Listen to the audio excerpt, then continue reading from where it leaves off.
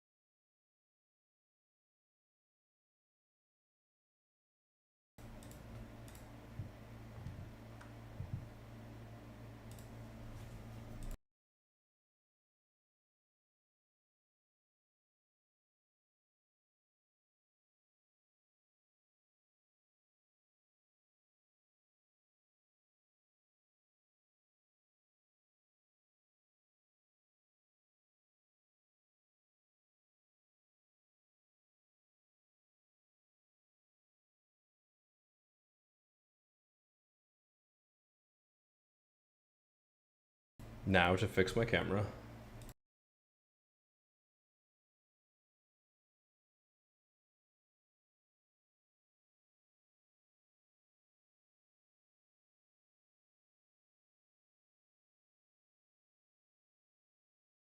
All right.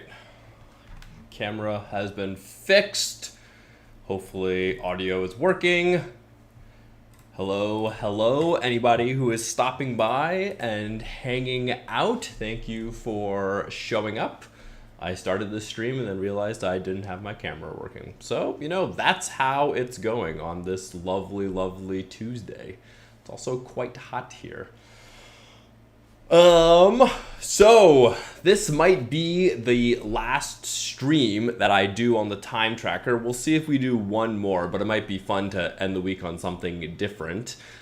But today we are going to run through and add in the analytics or the reporting section of our time tracker SaaS app.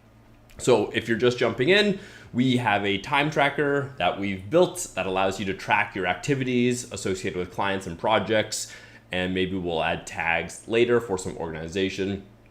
And the idea is that if you are a freelancer or a consultant or working at an agency or for whatever reason want to track how long you're spending on certain activities, then you could use this application to track your time. And the entire thing is open source. You can jump into the description and go check out my website and get the source code so you can kind of understand how a full next.js 13 application works, including Stripe billing. We implemented that last week. And, how you can use this to perhaps model your own SaaS apps. Hey, Bits, what's up? And Eduardo, here we go again. Yeah, we're getting close to like what I would consider feature complete of the application. So, I'll do a quick run through just for people and myself to kind of remember where exactly we were before we jump in. But we can track time for the activities that we're doing. We have our clients, we have projects for organization, we did Stripe billing, and we did a very rough team section.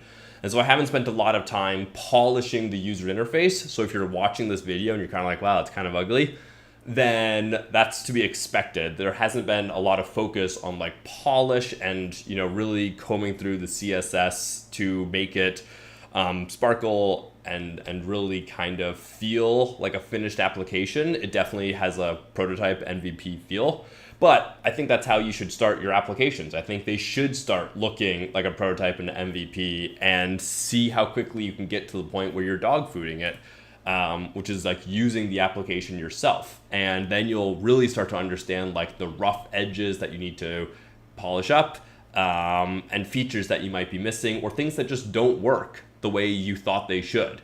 And you can't do that just by looking at designs and making it really pretty. You have to just use your application to do that. So to really consider this feature complete, we're going to need to add in some way to see historically, like, these are the activities I've done. And for me, it's going to be critical that you can do that at a monthly view, because I often will bill my clients monthly. But same thing for like a weekly view. If you bill either weekly or bi-weekly, or however else you want to bill your clients, you need to be able to like slice and dice, right, the activities so you can get the time chunk appropriate for whatever you want to do. And then of course, break that down by project, by client, so you can easily see where your time's being spent.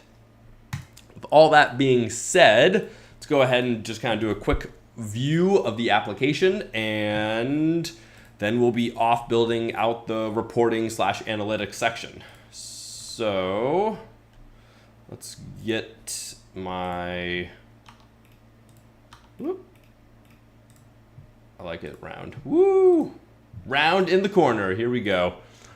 For some reason, I need to manually do that. So here you have sort of the time tracker application. This is what you would see when you first log in and allows you to time track. This is also available on production at Time Tracker Lilac Vercel app. And so we're going to do session 5 analytics. Start that bad boy up. And here we have our timing. And so back locally, this is the track page. We can go to clients and you can break things down by client. We'll have to add a few of these to test the whole analytics. Projects, you can break things down by projects. Let's say you have a client 1, and you could give them like a color if you wanted to. And you create your client. So now you have client number 1. And if I click it, there we go. Then you have a very basic detail screen where you could edit and delete the client. And then you have like your kind of basic admin section for your profile. Because we're using Google Auth to log in, there's really nothing you have to change in your profile. There's a team section with an invite link. This allows you to like just paste it to any friend and they can come in and they can invite it. They can accept the invite. And then of course, who's on your team and what role they are. In this case, I'm the owner. I'm the only one in my organization. And then there is the whole billing section that we've done as well. And this is not actually implemented in terms of like stopping people from doing more than one user and one client and one project. It's kind of like left up to an exercise of the viewer, because I don't particularly care if people like sign up and use this and have multiple people. That actually would be very, very cool.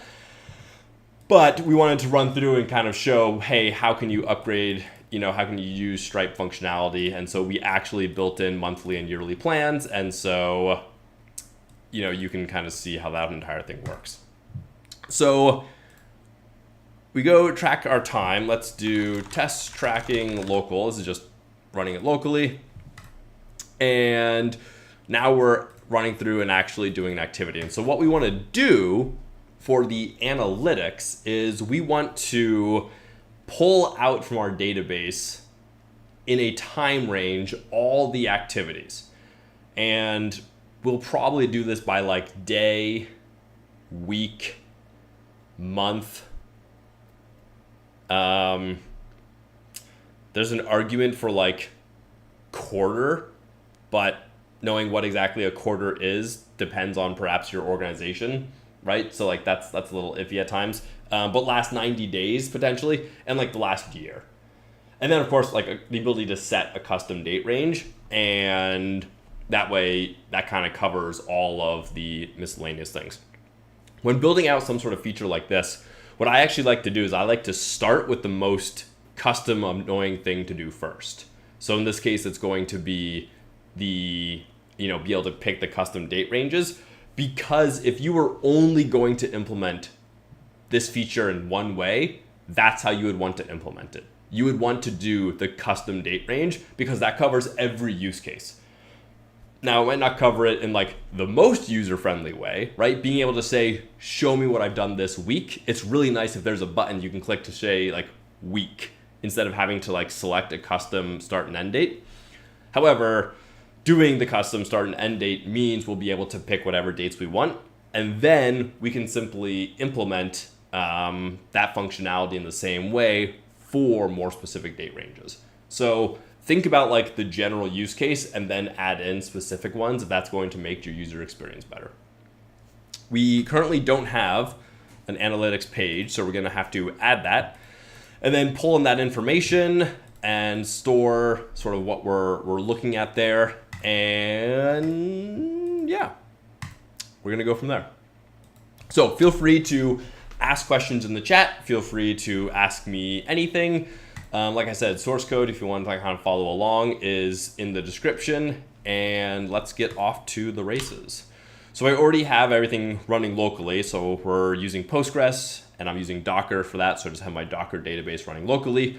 And this is just kind of your regular next.js application. And so we can jump into the code.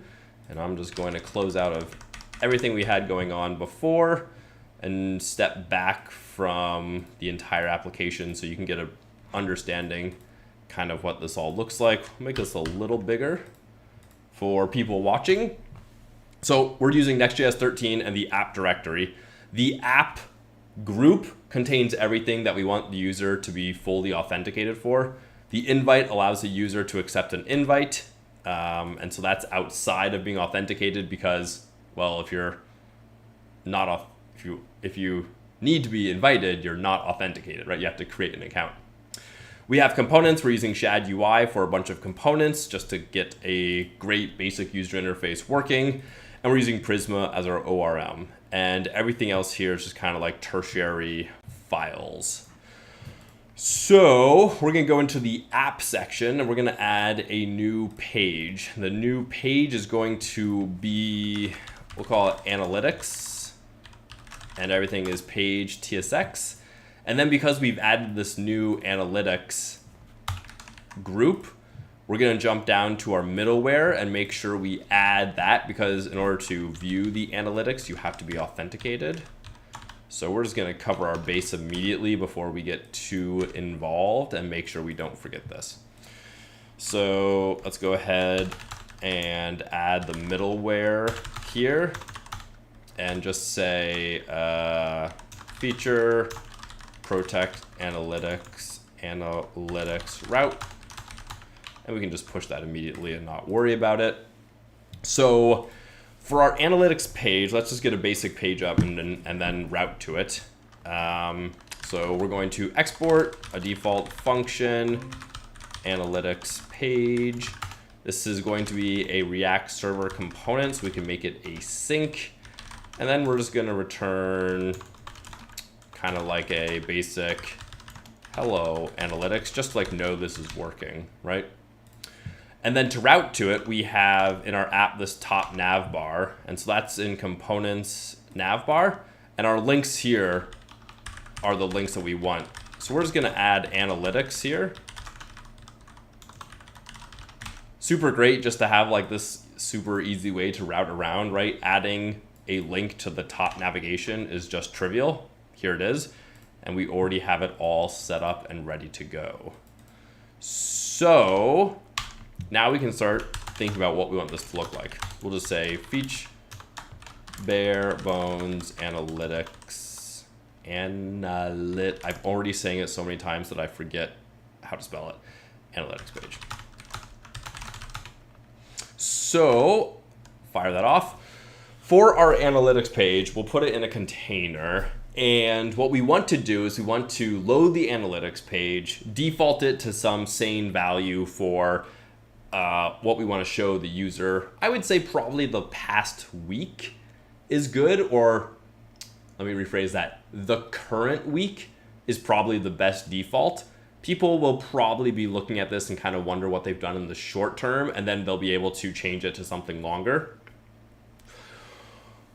Because we're going to be doing custom start and end dates, we have to store that state somewhere, right? We have to store whatever sort of date they're starting at and ending at, and potentially even the time, although I think for the analytics page, we can get away with just doing days as the shortest, right?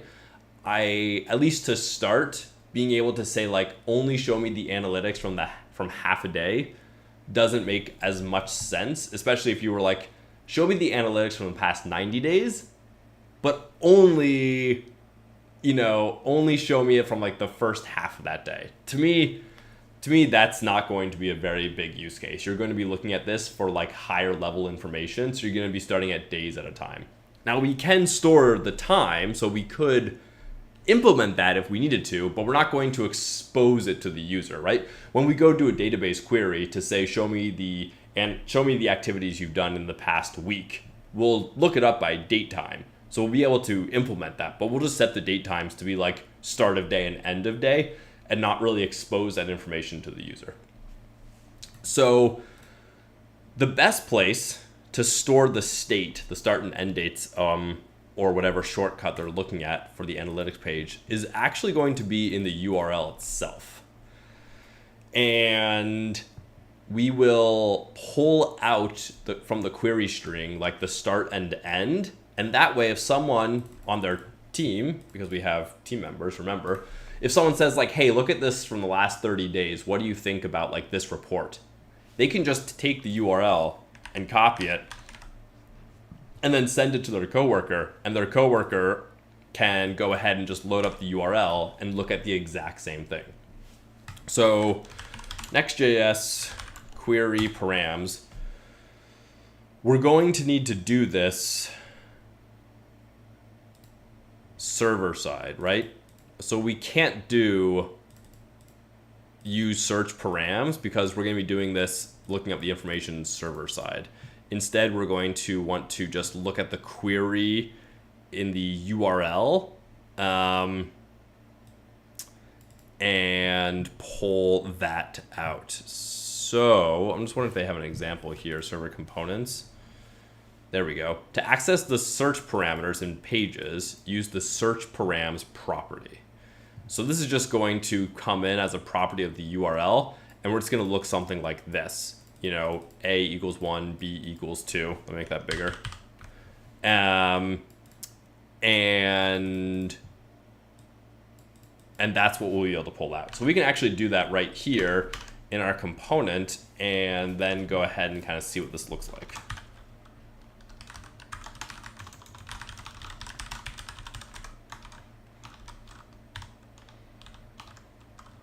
Where are my hands?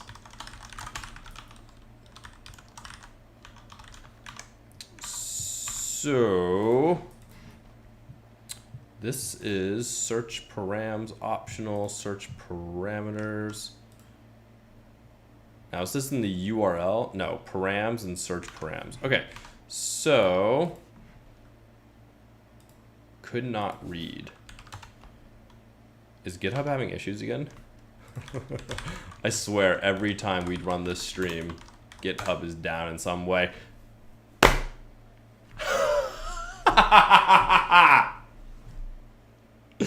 All right, so those of you watching at home, GitHub is indeed having issues.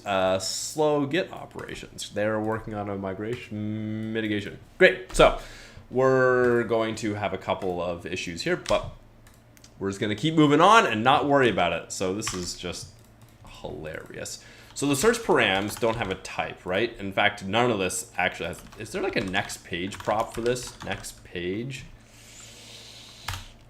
I don't actually know if this is, yeah, this is all like the pages, I want to say, for the page directory. not really what I'm looking for, right? Params, search params. Yeah, you have to like add it in yourself types wise. It's really not nice. Type, we'll just do type props here and pass in the search params and then do props for this. So now search params has a type. We can add in the specific types we're looking for. Your building SaaS is breaking GitHub. Every time, Eduardo, I swear to God, every time we're doing something like Vercel was broken, GitHub was broken, GitHub's broken again. So either A, I'm just incredibly unlucky and Tuesday and Thursday are bad times to stream, or hear me out, I break GitHub.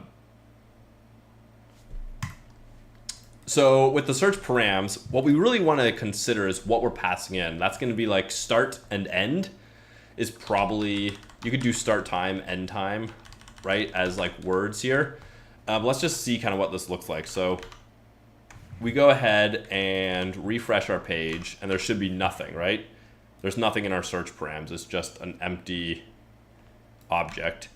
But if we say specifically like, okay, well, let's do a start time of, you know, let's see, what is it, 2023, January 1st, and then look at it, right? Now we have our search params object, which has the starts with what we passed in. So we know this is now working correctly. And we'll do ISO 8601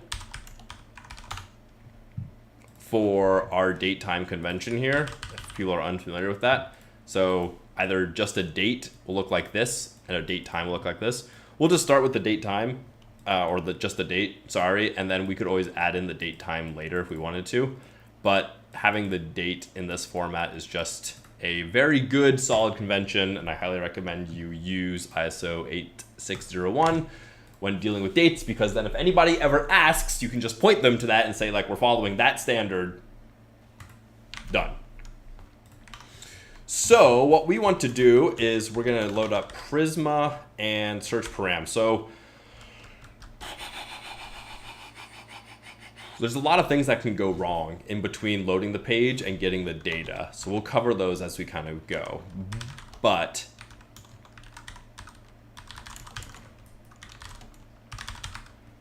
in general, you're going to be finding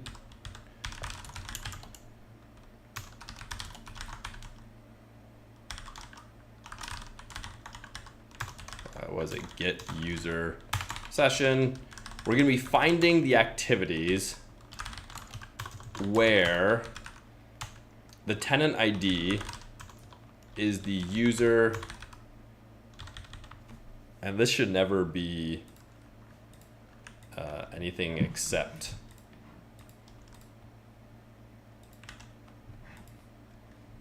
promise any. Right, we should just always be getting user tenant ID. Really, the get user, we're already throwing, so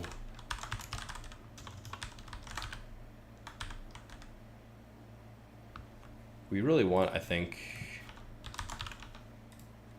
right, this, here's our user. So for some reason that wasn't coming through very well in the type. So now we have proper types for get user session. So we're going to find all the activities, right, where the tenant ID is equal to whatever tenant you're in. We're not going to scope it by user. We're just going to say all the activities that, you know, this tenant has done. Although there's an argument for adding in the users to know what you've done versus what a teammate has done. And potentially, depending on what role you are, right, you can see more or less. So you want to get that, but then you also want to get where the activity start at is greater than or equal to, right?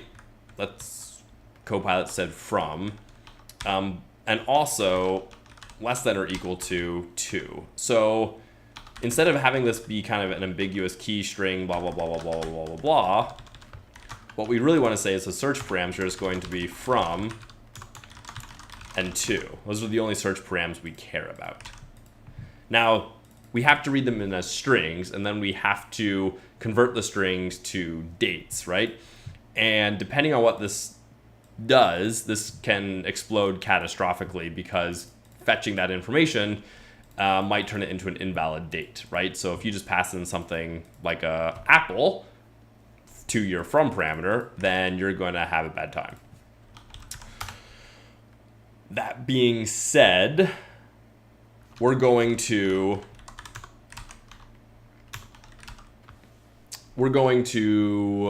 for now forego the check to be like, what exactly do we need to do to make sure this is valid, and trust that our users are not going to be mucking with the URL, because if they are mucking with the URL, then they should probably understand the consequence of mucking with their URL. So, take it or leave it. Let's do a quick check of like what our other page looks like.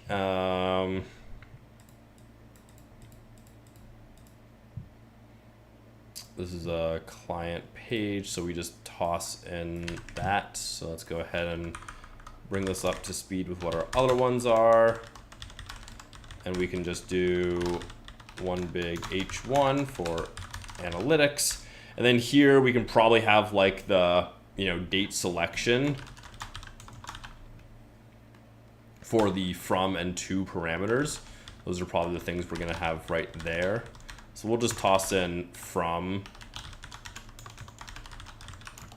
to as a placeholder for right now. And then here, let's go ahead and just list out the activities.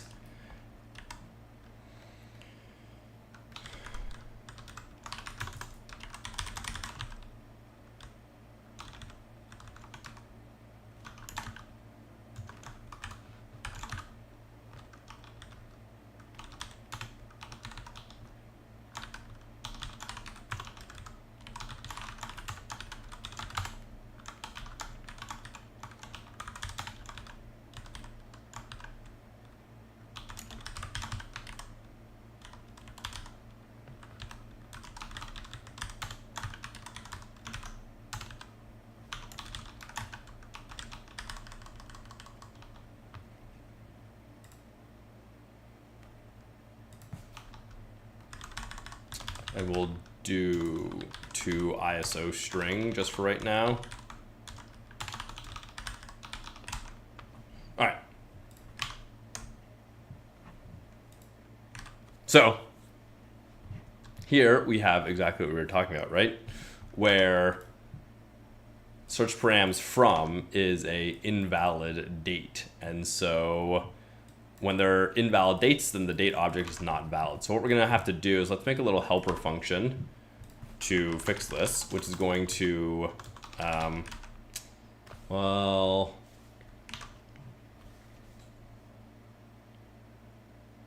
Prisma here is throwing an error. And it's saying, the invalid date is causing the problem. And so we could basically check to see if it's invalid or not, and then do one of two things. A, we could throw a different error, which doesn't seem that much better. Or we could try to default it to something, I would say sane, but default it to something that won't explode. But I'm not sure if there's really any great defaults here that makes sense. So like, what we can do is we can say from is either going to be the search parameter from as a string, which it doesn't need to do because we already typed it. So it's either going to be like, right?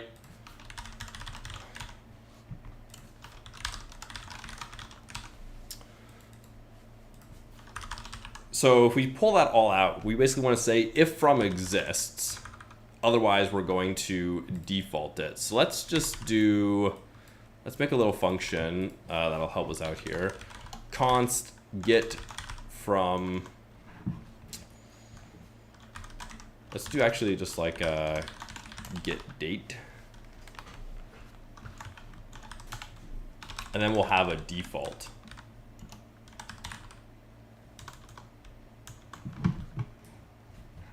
Which, can't use default it's a keyword, so we want like the default. Why don't default to the beginning and ending of current month or last month in case of invalid dates? basically yes, but you need to be a little careful with the logic, right, Eduardo? So we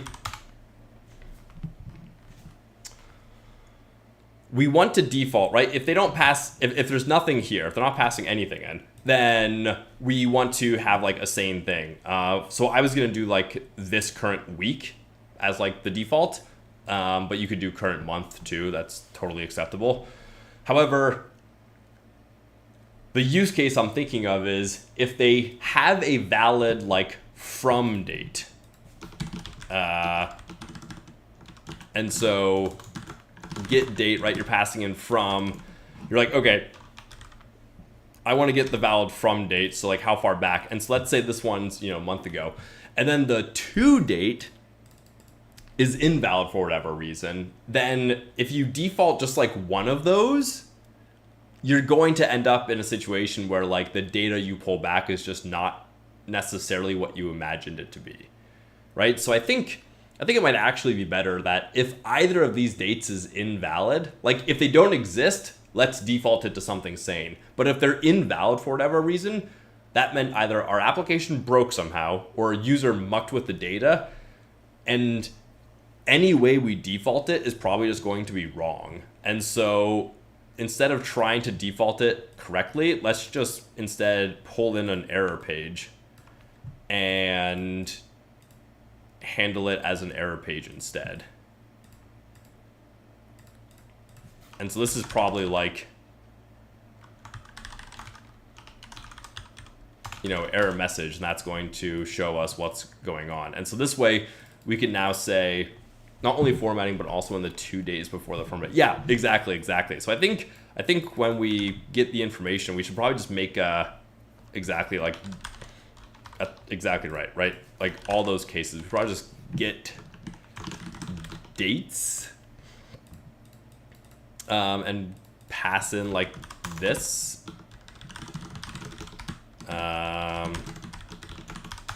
And so then we can just say, right, we can make it this kind of nice, right? If from date, is that really the best way to check invalid date in JavaScript? We'll do, and then we'll make this a template.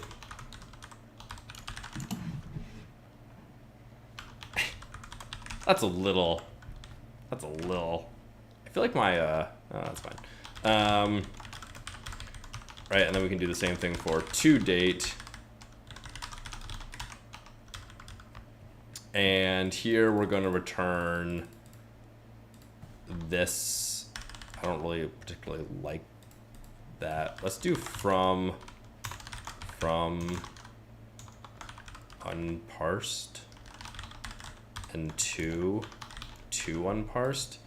And then we can pass this in, get dates, right? And then to unparsed. It's too unparsed. We can't handle it.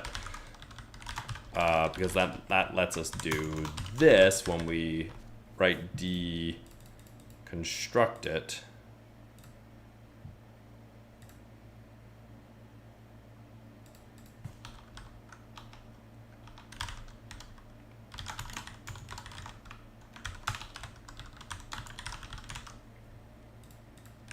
So, and then we can say if, and we'll check that too. And so now when we get the dates, we're kind of handling all these particular things, right? And so here's our error page, which is, not the greatest of error pages, but it's an error page. And we're saying the from date is invalid because there is none, right? Please use ISO format. But of course, we also want to handle defaults. So if there is nothing in the from, this is where we'll have like a default sort of thing. So const default from, these could be environment variables too. But since you have to redeploy anyways to update the environment variables, you might as well just have like a default. Well, I guess this is actually all, it shouldn't be build time, right? It should be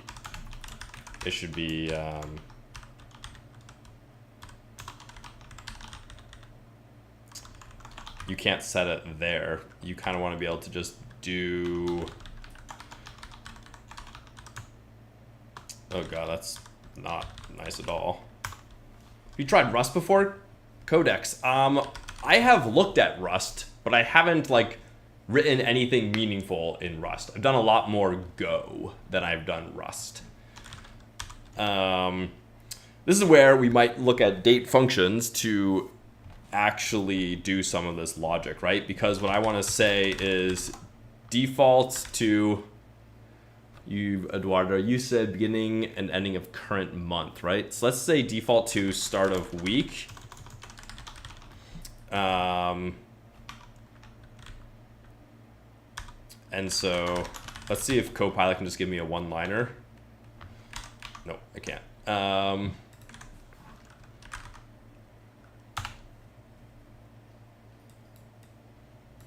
But I bet ChatGPT can. Write a one-liner in JavaScript that gets me the start of the current week in an ISO string. ISO 8601 string. Assuming it starts on Monday. Oh my god.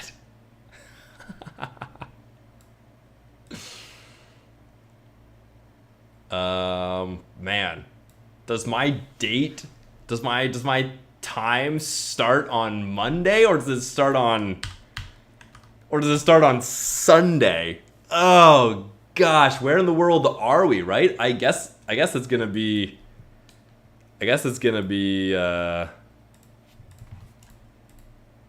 let's say Monday for now, but this is gonna have to be like a setting, right? Like people's weeks start on Sunday, some people's weeks start on Monday. That's gonna have to be a setting somewhere.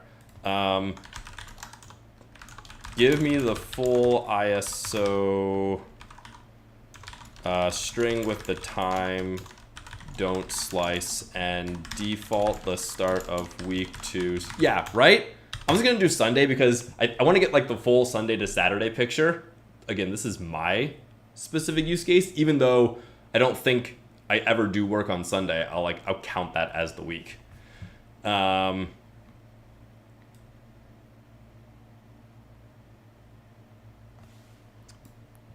Gets the current date, calculates the difference in the current day and the first of the week, Sunday, adjusts the current date with this difference and formats it. Okay, great.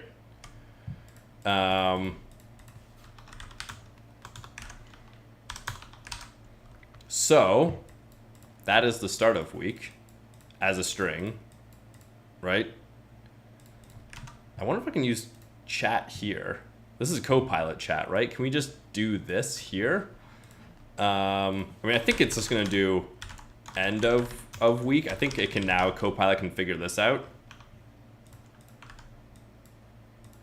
+6. Yeah, so I think it correctly got end of week. All right, well, this is where unit testing is exactly what you want to be spending your time on, by the way. Because these sorts of small nitty-gritty things are the exact thing you just want to be testing over and over and over again. So maybe we'll write some tests to make it. Is ChatGPT 4 worth the money? It was worth the money, but I don't know if it's worth the money right now. I use it less than I did, but what I'm doing, I need it less of, if that makes sense.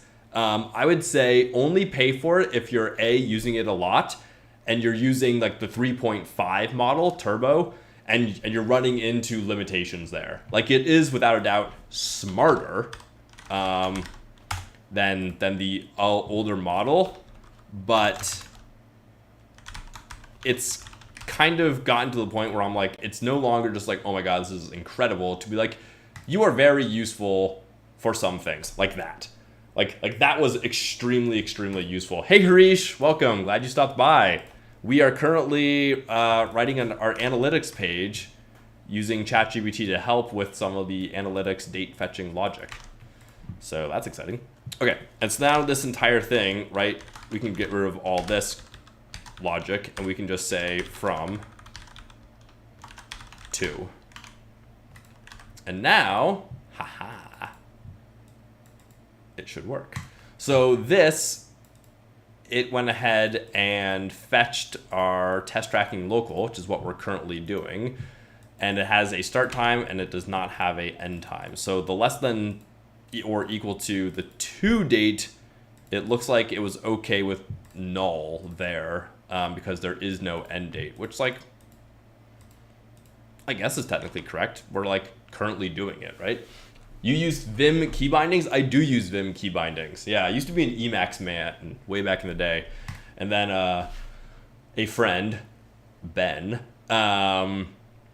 convinced me to play around with Vim. And so I switched from Emacs to Vim. And now I just kept the key bindings from everything. So now we have our like very rough activities page. So let's do, this is honestly where we should probably start pulling out stuff into certain components to make our life a little easier. So here we have a clients page, right? And we do clients. So text large, that's fine. We really want some of these to be H1s most likely because it's like the current largest, most important thing going on the page.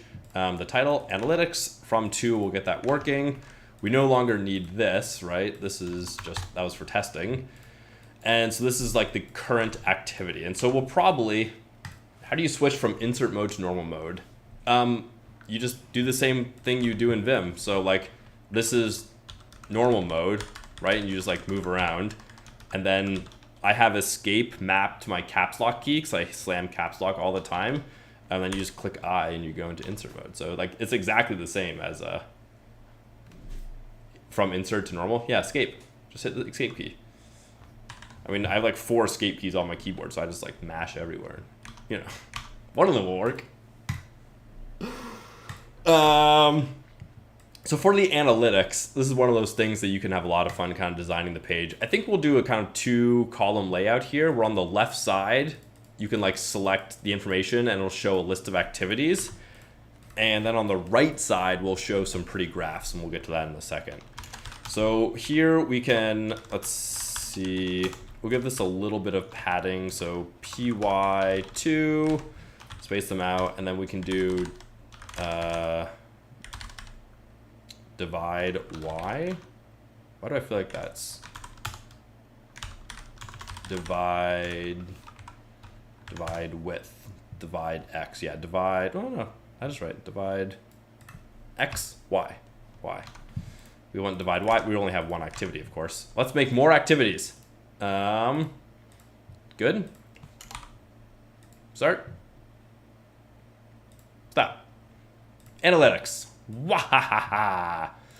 All right, so our analytics page, we have some testing data right here. We just threw these in as strings, right? Adding a total duration is probably the most important thing to do. So instead of showing the start at and end at, what we really want to do, oh, this will be interesting. We'll get to that in a second. What we really want to do, most likely for this page, right, is we want to roll up activities that have the same name. And so if you, let's say we're working on a SaaS app and it's for the same person and the same client, you don't want to think of a new name every time, right?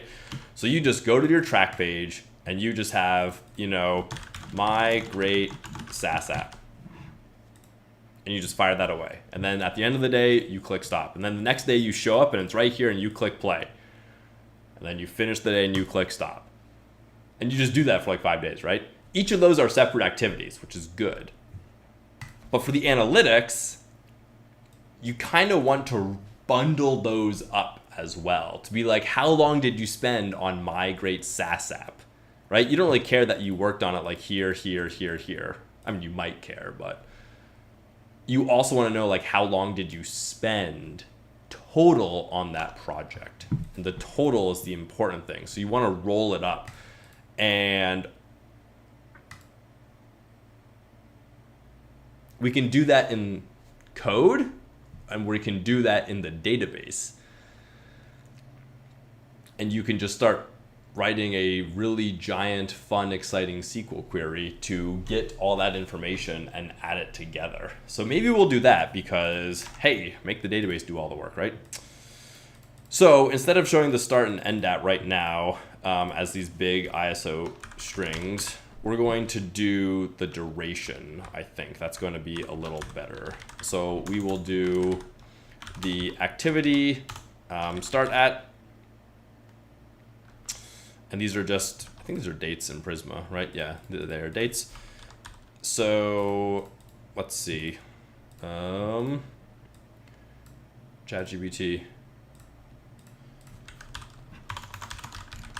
Given two date objects, output the total duration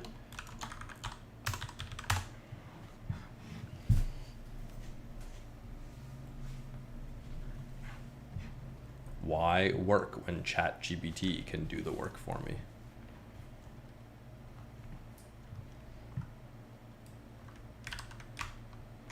We might have a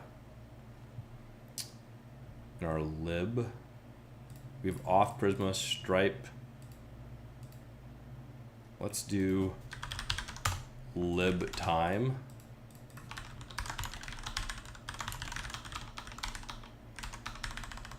And here we have to do get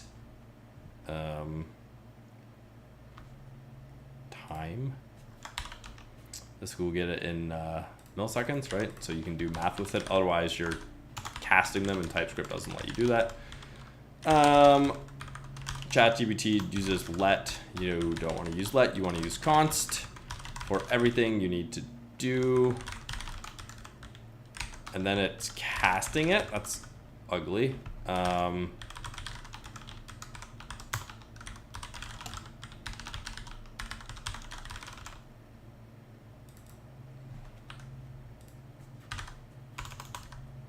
String. Oh, you didn't actually. Okay, so now we can just do get duration right here. Right, and this will be the activity.start at, and then it'll also be the activity.end at, but since that's optional, we'll say right now, because if the activity hasn't ended, we'll just assume we're calculating the duration from the current time. Like you're still working on it, right? And then when we get really fancy in the future, this sort of thing could like increment live to be like all the times that are currently like actively going can be live, but we don't need to do that right now. Our analytics get duration is not defined. Get duration is definitely defined, but it's pointing to dot name. This is weird. Get duration, time, here. Oh my God. VS Code was so broken, we just had to restart it. Sometimes that happens. Get duration is somehow being pulled in from, oh, we're not exporting it. So if we export it, now it works. That's weird. Pull it in. Okay. Feels like a very, very, very weird error. All right. So 33 minutes, nothing, nothing, nothing. Perfect. Exactly what we expected, because these were all kind of test things that we just did second, second, second. And this is hour, right? So hour, minutes. And the first one has 33 minutes. So we can make that a little nicer by, you know, making it look nicer. But that's not the most important thing to get working. The most important thing to get working is going to be A, changing the from to, so we can change around like when we're selecting our ranges, and then getting some graphs in. So let's do the from to first, because it's a little less exciting, but more important to be able to like choose your date range.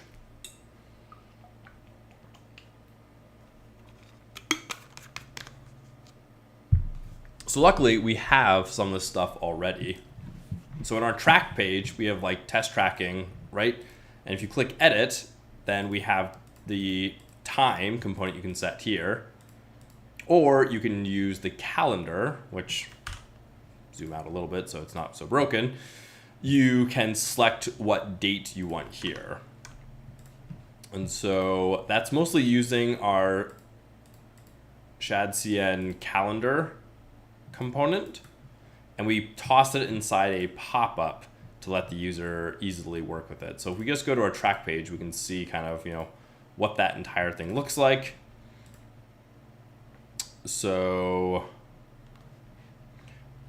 this is in our activity item row, where it was the edit row. We have our form and we have our input, and here we have edit date time. And we look at that, this is now in track edit date time component. And so because we're going to be using this similar thing, right? This is a calendar. This is kind of what we want to be able to do. Now this has an input for the time, and then the popover for the calendar. So we really just want the popover for the calendar logic, and we're not going to let the user change the time because, again, we're not doing like that granular focus. We're saying like from and end dates entirely. So let's grab the popover code here and head back to this. And so now we can start building out the form. And so this is going to be a new component. Let's see, we have get dates here. Let's do const edit date. Well, actually, this probably needs to be a client component. So we'll do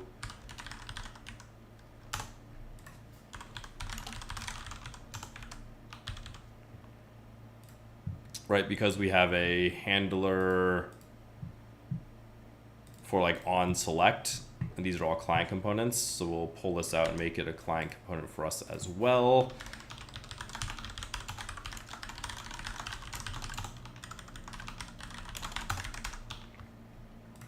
So we need to import all this from our components, not from Radix. Make sure you get that right. Calendar icon from React, Lucid, components, and then this is ours from component to our calendar. And so this is the date. And so here we want to pass in and handle this. We'll just do a state inside here.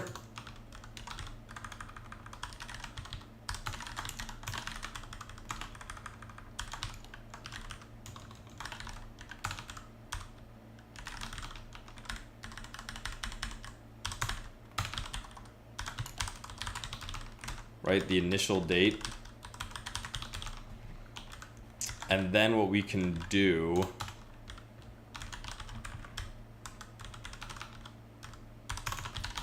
this will be fun, is we can have an input which simply has this as a hidden value.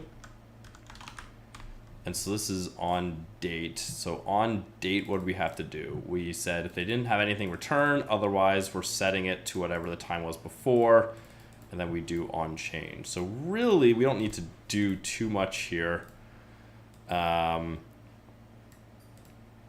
We will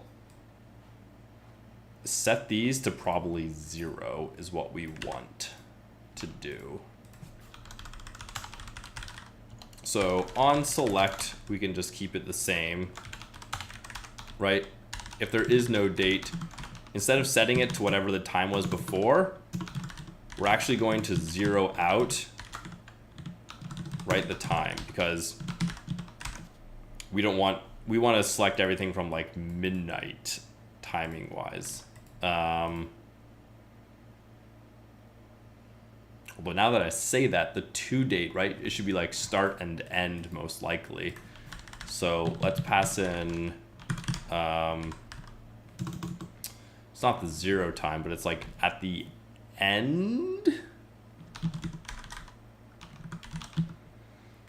what's the right word for this, friends?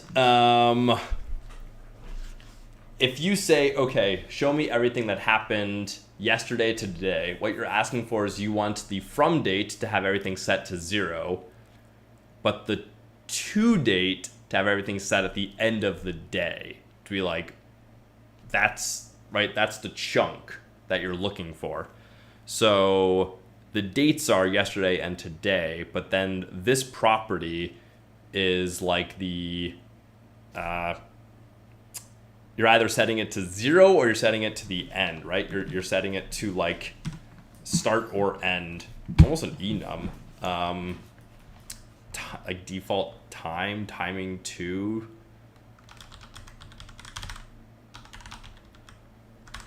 What I want to say is God, there's gotta be a word for this. But it's a weird word. It's like, honestly, I'm gonna ask ChatGPT.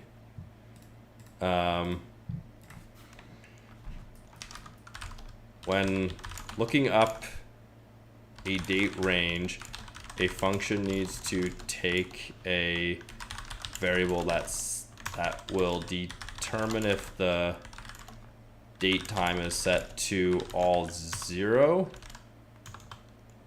for the start of the range or all end values for the end of the day. E.g. start time yesterday, hours 0, minutes 0. E.g. end time today, hours 23, minutes 59. That's a good word for this variable, assuming the values are start, end.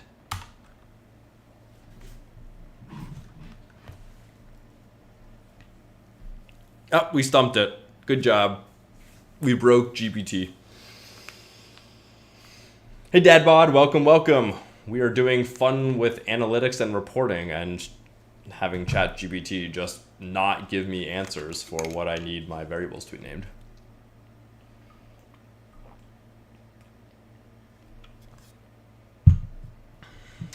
Well, we're going to copy that and let it stew. And for the meantime, I'm going to do start or end because I can't think of anything better. And then we'll just do right. Oh, don't do that. Now we can do like start or end, and start or end, right? So there's a better word for that. And then on select can be on select. ChatGPT says range boundary. I don't like that. Give me a better, shorter name for the variable. Example.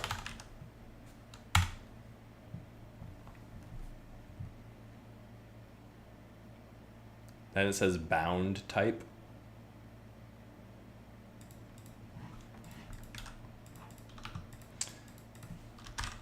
We're going to change it to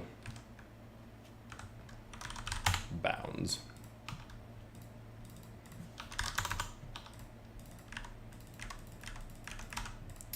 I like one word variables if I can do it.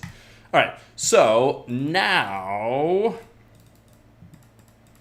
our edit date component should work, and we can just export this, and it should work for both things perfectly. So edit date can go into our page here, and so we can just keep this entire thing how it is, although we'll want to do some formatting in a second. So we'll do, this is like a label really, right? So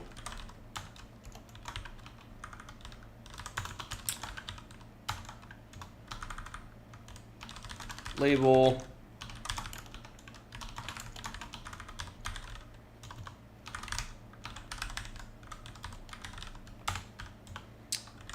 And here we can do from, and we'll pass all these through to the input in a second.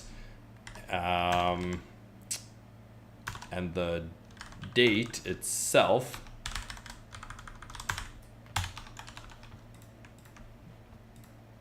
oh, no, wrong one. Wrong one.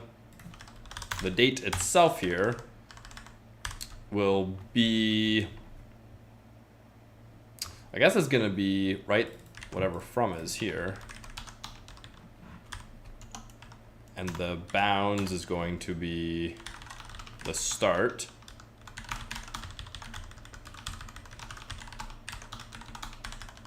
And this will be 2 from 2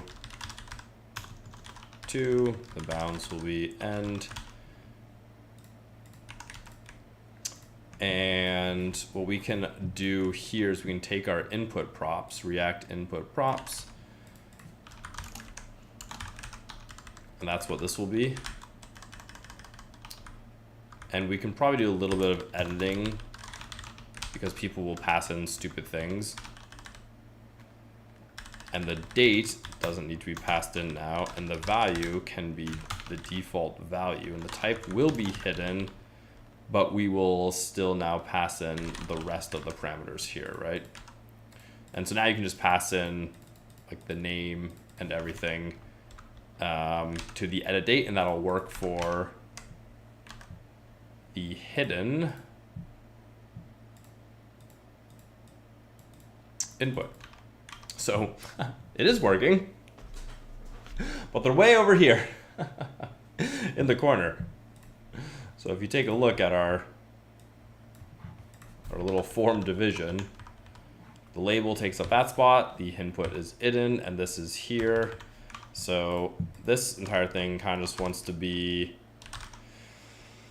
let's see, let's put a little border around it and rounded medium to like bring it all together, and we'll do a flex layout.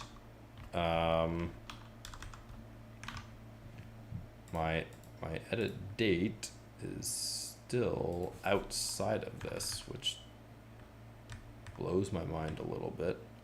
Are you, oh, you're absolute right. That's not where I want you at all, is it anymore?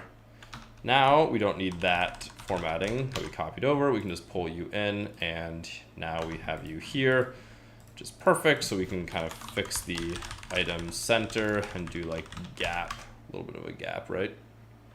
And so now this entire thing has just been flexed from this, but we can do class item center, and we'll keep it so like we can do gap 4, something like gap 2. And now we just need some padding. You meant grid, right? Yes, exactly. Flex is the new better grid, right? Let's do PX just a little bit here. And we probably want the default time in here, so like whatever the from is.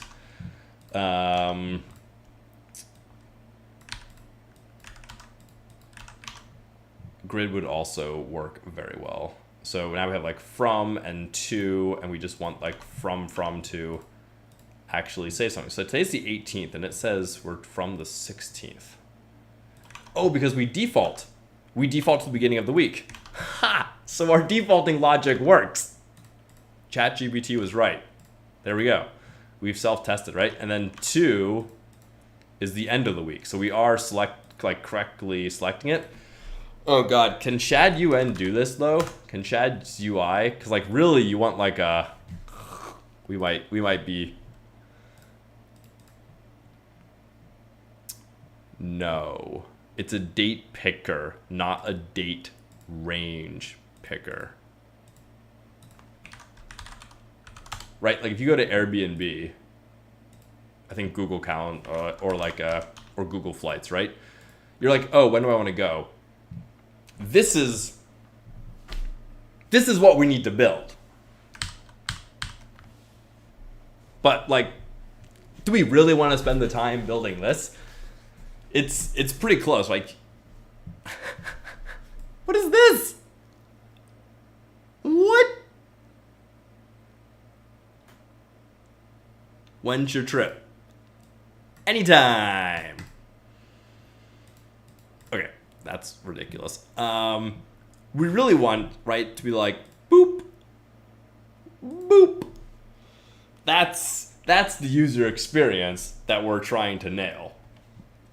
That is a great user experience. Plus for 7 days, that sort of stuff. Hey, Zoki, what's up? Check out the sweet user experience that Airbnb has that we don't have.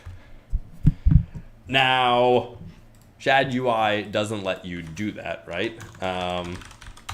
Shad's calendar, it's a calendar picker, not a date range picker. Yeah. That being said,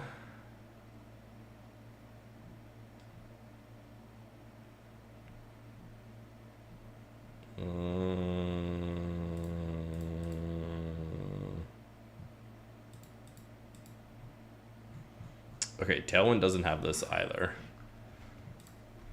So I feel like I'm not actually missing out on that much by just not having it right now. So this is where, right, there's nothing super complicated about that. There's a date in date range picker in chat. There's a date range picker. I saw a calendar. Oh, shenanigans.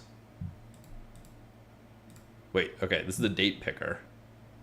Date range picker. Moha. Where were you? Okay, you're right. This is exactly what we want. Oh my god, tomorrow, in 3 days, in a week? This is what we want. Looks pretty good. This is exactly what we want. All right, date picker, perfect. Let's do this. Okay, I take it all back. I take it back about Shad UI. I'm sorry. I never doubted. I never doubted. So really, let's see. This is usage, date picker, date range picker. So they're just doing what? What are they doing differently than what we're doing?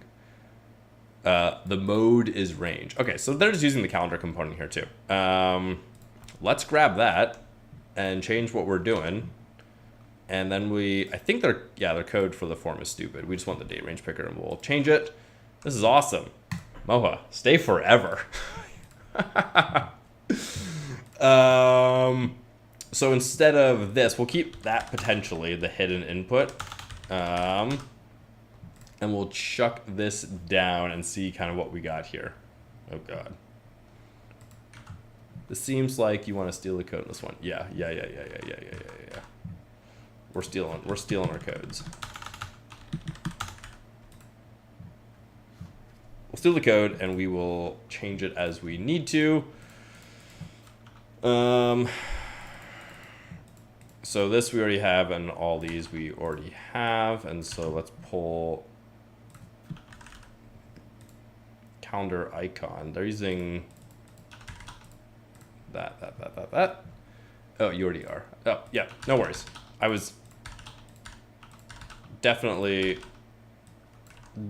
just going to grab this and see what we can do to change it. So this is date picker with range is what Shad named it. We already are using the state. And so here they have from and to, but we obviously want to change that to from and to, because that's what we're going to pass in. We already know that, right? So here we have date range, which is from React date picker. I like to know where these types come from personally, right? Like date range is not a normal type. So like someone defined that. So what is that? Where did this come from? And you can just look up kind of where we are. In this case, React date picker is the thing that did that. And because we're using, we have date functions already installed, right? Because that's what the calendar uses. So they have add days as a function here. Now we don't need to use that. And now that I'm remembering we have that installed, we can go back and maybe refactor some of our code. even though ChatGPT was right, we don't need to write stupid hairy code when we have a library already installed to do that, right? So now we can just pass all this in. And this, they just have like a div element as their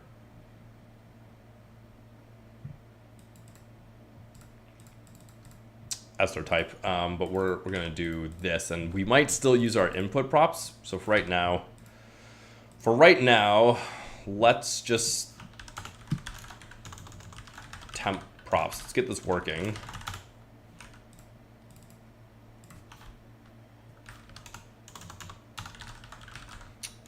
And do that. So now we can do temp props here. We'll come back to what they have here, but now we can define everything. So now these are defined, so that's defined. Let's take a look at what we have. So we are using grid, and we have a popover variant outline. This does not need to be dynamic. And here we have our text. Don't know if we have text muted foreground as a color, right? That seems like something we would have to add to our Tailwind configuration. Accordion, accordion, accordion, accordion, accordion, accordion, Tailwind, animate, Tailwind, Tailwind, Tailwind. Text muted.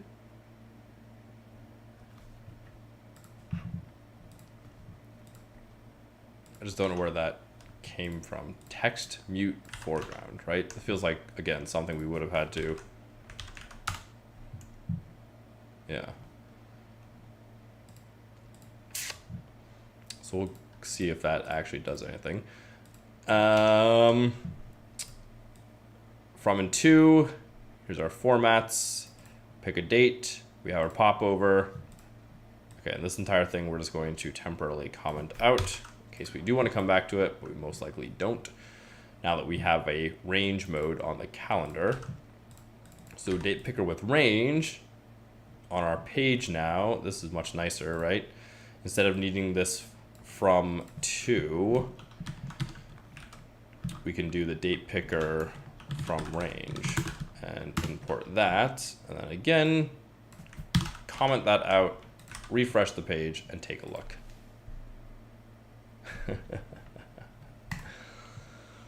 July 16th through the 22nd. We are officially as good as Airbnb.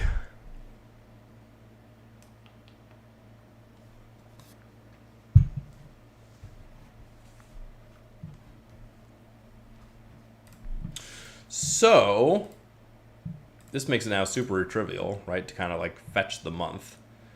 Each time we do this, the date picker with range, right? We're doing our selected on select set date number of months to, honestly, number of months 1 is probably good for this. I feel like selecting here and here, right? Most of the time you'll probably be like monthly. And then we can have a lot of fun with this. We will have a lot of fun with this. Right, you want to just be able to like have side things here to be like today, tomorrow, 1 week, 1 month, all that, all those stuff we talked about. This is really, really cool. Shad has it. What do they have? They had presets at the top, but I think it's going to make just more sense to have stuff on the side and then keep it all big. So, right, June 1st, what is it? Today's July. So July, boom, June. No, you would want July. Oh, interesting. Okay, yeah. Figuring out how my own component works a little bit. So this all happens. Here's the dealio, though. We can either update the page on blur, so when they like deselect the calendar, or have a button that they click that will update it. I think updating it on blur is going to make the most sense.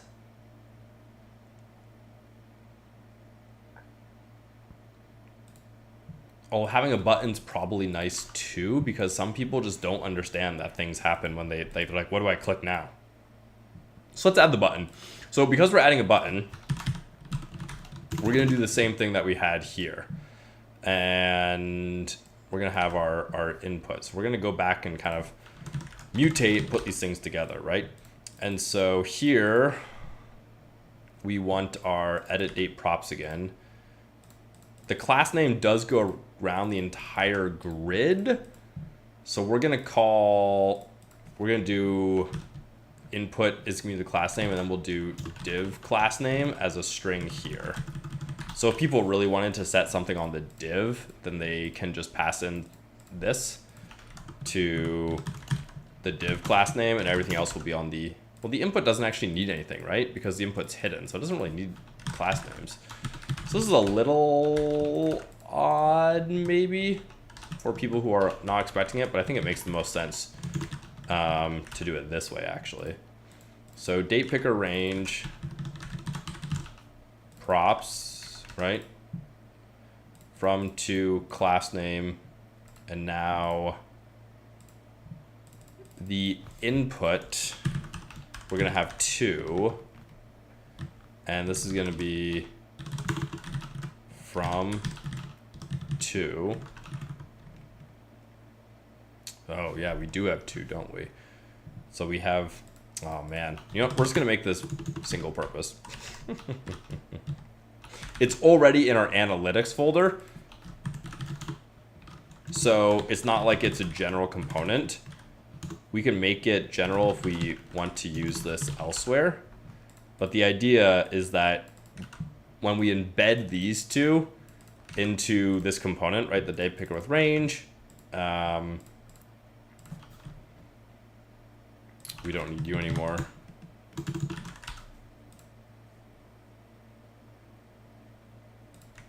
I don't know if we want the bounds actually, right? Maybe we do. Maybe not. Maybe we do. Maybe we just do it all server side.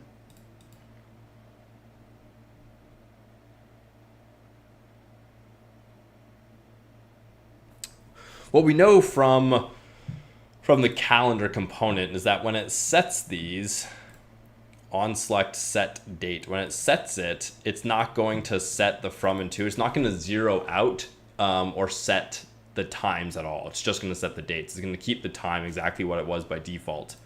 But maybe that just means when we pass it in, we just fix it here, right? So get dates from date, we can just change it here.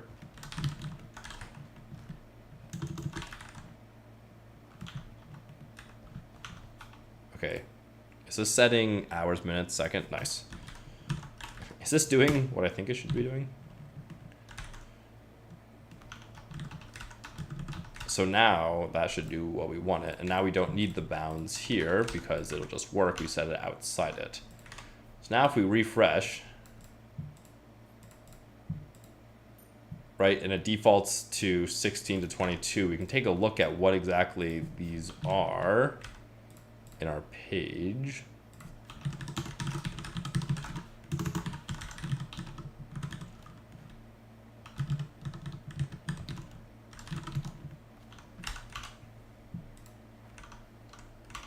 God, React server components are crazy. 16th, this is UTC, so defaults 04, and then UTC here, although if it is UTC time, I would feel much better if it was, right, UTC 0. Oh God, time zones. All the times in our database should be UTC. We should only convert it to a local time when the user is looking at it. So we'll see exactly how that one plays out in a second. So now that we have that, let's see if this works the way we expect it to. So here's our time tracker. And if I change this to like last week and then have a button in my form to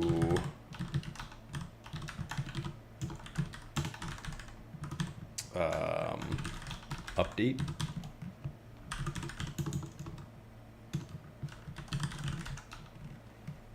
it'll submit the form. And honestly, the default action's kind of what we want, although we'll see if we change it to a server action later, right? We just want it to refresh the page, but we don't want it to be like a full refresh at the end of the day. So if we click update here, right, we get from and to as our parameters in the URL. But it did not revalidate the page, so let's see what we want to do. We basically just want it to reload this information and like revalidate it, right? So let's do async function reload, use server, revalidate path, the current path, and then our action here will be reload. So now the server action should say, let's invalidate this path and reload it. And so I would expect it to not cache it, right? And then reload the information, the activities. And with that, we can fetch the new information.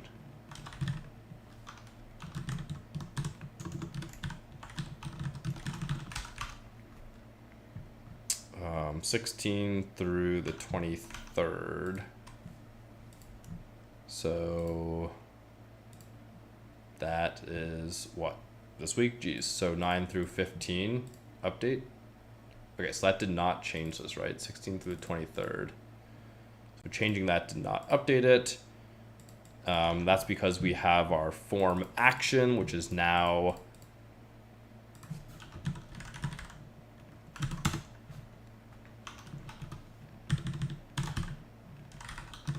it's like a post request, right? It is just a regular form. So we can do this, and we're gonna have to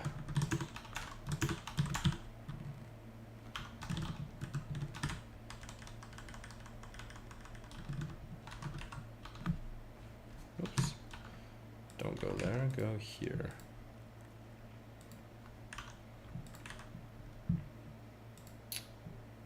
So 9 through 15 update.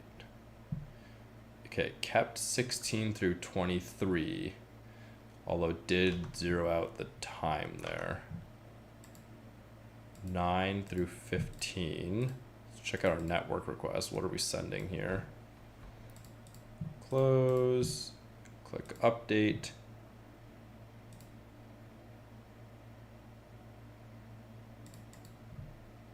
It's a post request. In the post request payload, we have 16 to the 23rd. So it looks like our form might not be updating.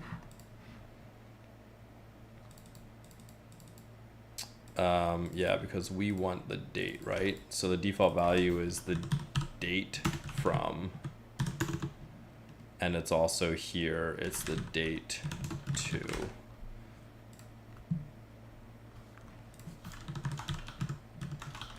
And undefined is okay. So let's clean this out again, start from the top and see if it works. So analytics, here we have our default range, which is this current week. Click update. It is 16 to the 23rd correctly.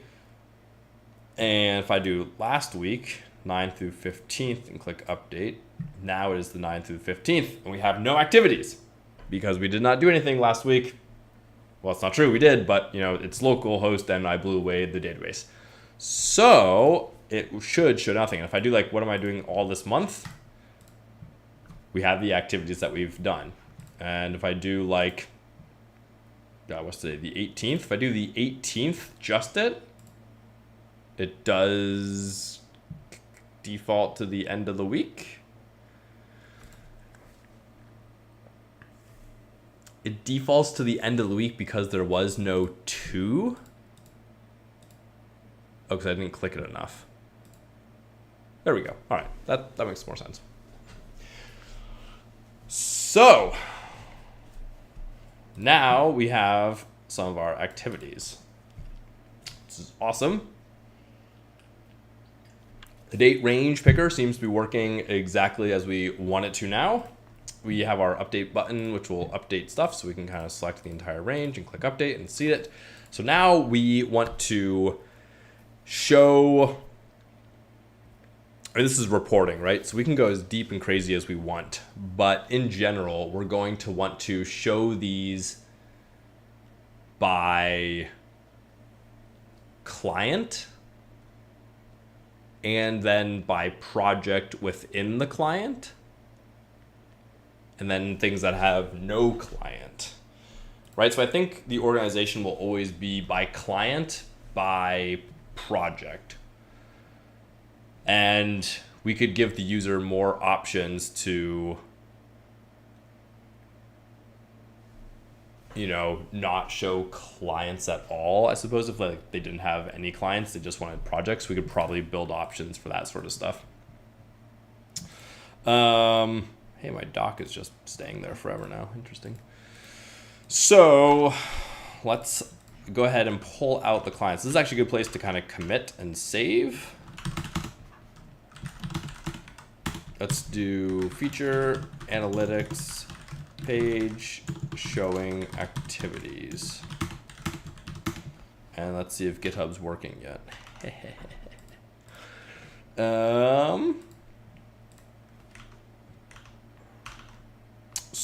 So on our analytics page, how's my hair? We want to also have the clients, right? So I think I can just include the client. And we'll now have client information for all of our activities. And so let's see. We want to organize these by client name with their color associated with them. And then list the activities underneath them.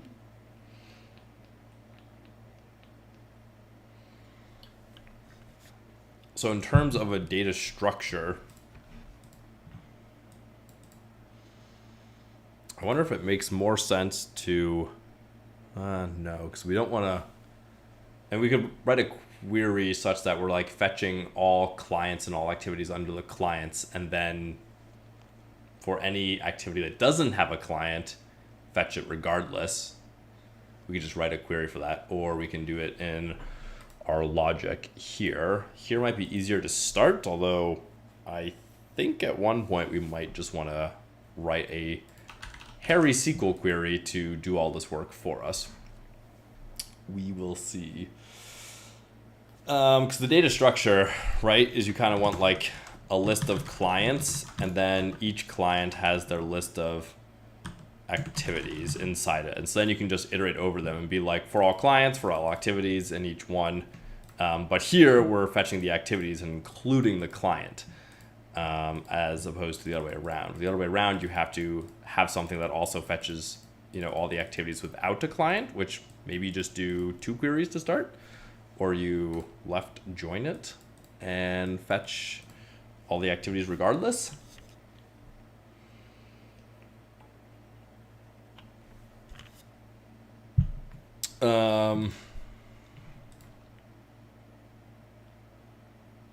how much work is it just to reshuffle the data here? An annoying amount of work, but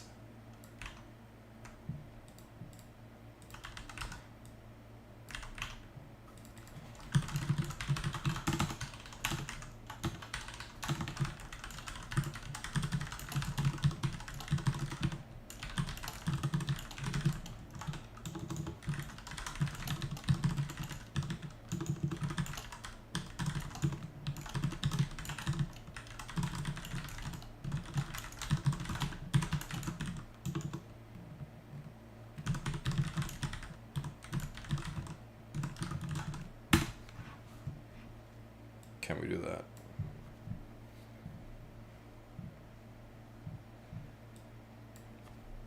Oh, you do 2, you cheat.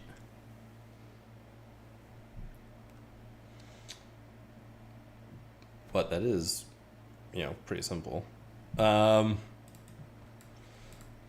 So, there's something to be said about that.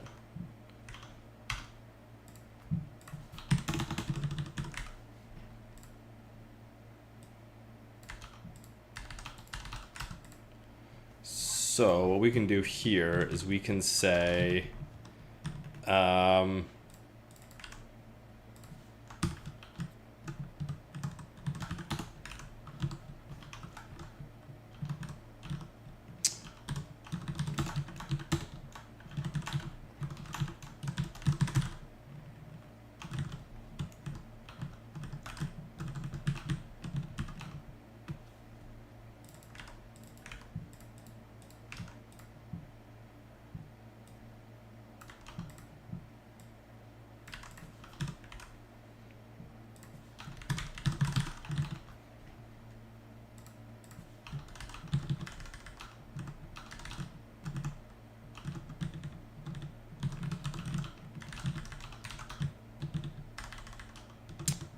we'll play around with what that looks like in a second.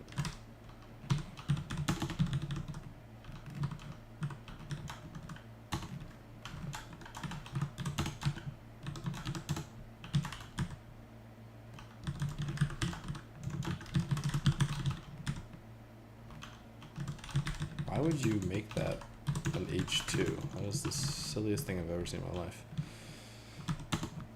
And then here we will do, I guess we only want to show the client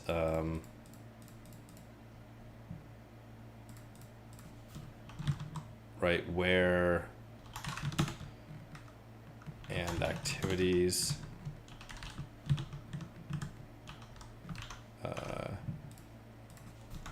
only fetch clients with activities greater than 0 within a date range.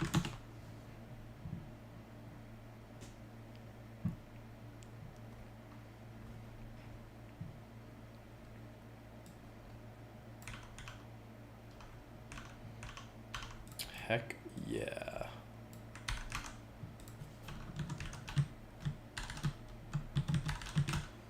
Right, so find all the clients where they're in our tenant with activities starting at from 2. And then we're going to want, I think we still want that. And then here, we're finding all the activities, Prisma activity, find many, but the same thing, right? We want to ensure the activities we're searching for fall within the range.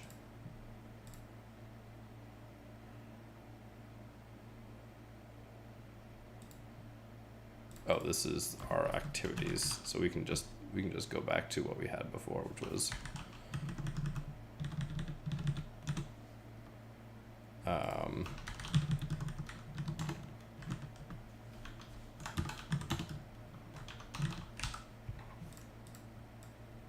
right, these two.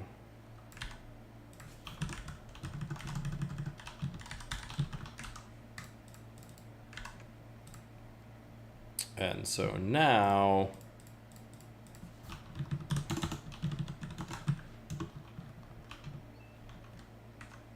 we don't need to check here. We don't need to filter the clients. We can just go ahead and say for their activities,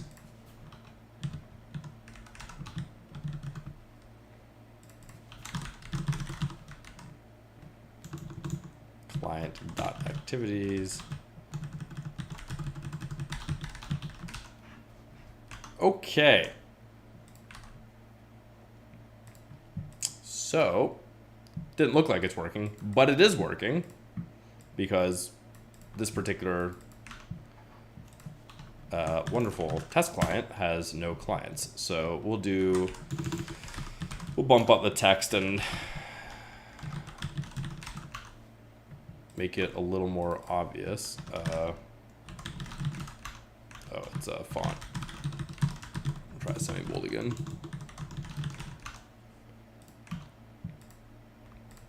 Okay.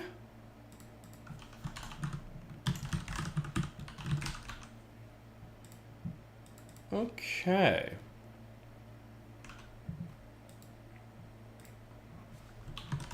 I actually want a div around this for spacing purposes. So our analytics for this month, no client, these are the things we did and how long.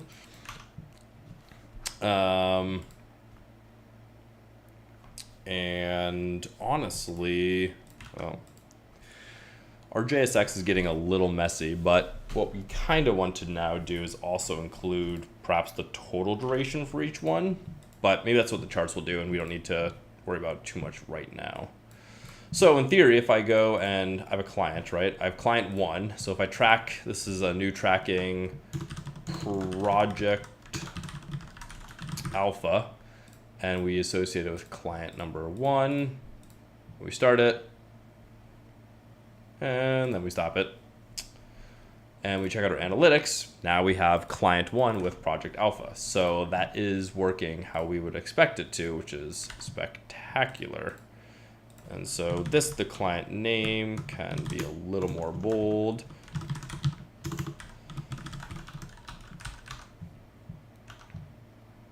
Right, and then we know they have activities because otherwise we wouldn't show them, and so we can make this another great list. So this is great. We have our analytics, no client associated with this one, but this is what we did, and then we have client number 1, which was just what we named the client, and we have whatever they worked on. So I am pretty happy with where we've gotten to. We fixed that DOM, so if we refresh the page, everything stays exactly as it should. Awesome. Let's go ahead and push.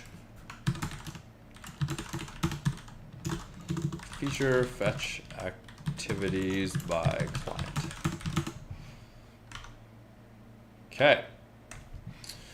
So what we're going to do now is we're going to add in a graph, because graphs are cool and it's not an analytics page without some sort of graph.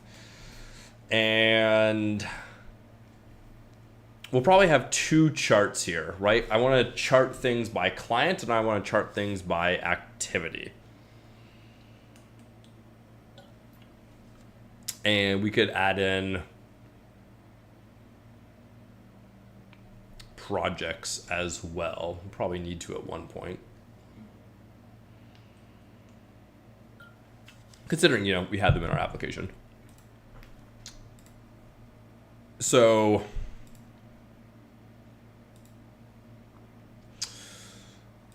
I think the chart that makes the most sense is going to be a pie chart. And I sent this to a friend a while ago now, but I haven't had a chance to use it. It's Tremor is what it's called. And it's this library, and I guess they're like doing some platform stuff and building whatever weird thing with jiggies. Try and make money from their project, which I get. But they have a bunch of just like components for building analytical interfaces. And so you can kind of see like, oh, here's like an area chart, here's your bar chart. And they probably have like this regular area chart. There's I wonder if they have like a stacked area chart, which never makes sense, but some people like that. They have a date range picker.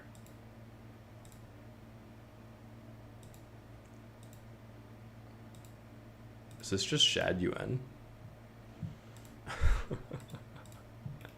Is this just, they're just using shad UI?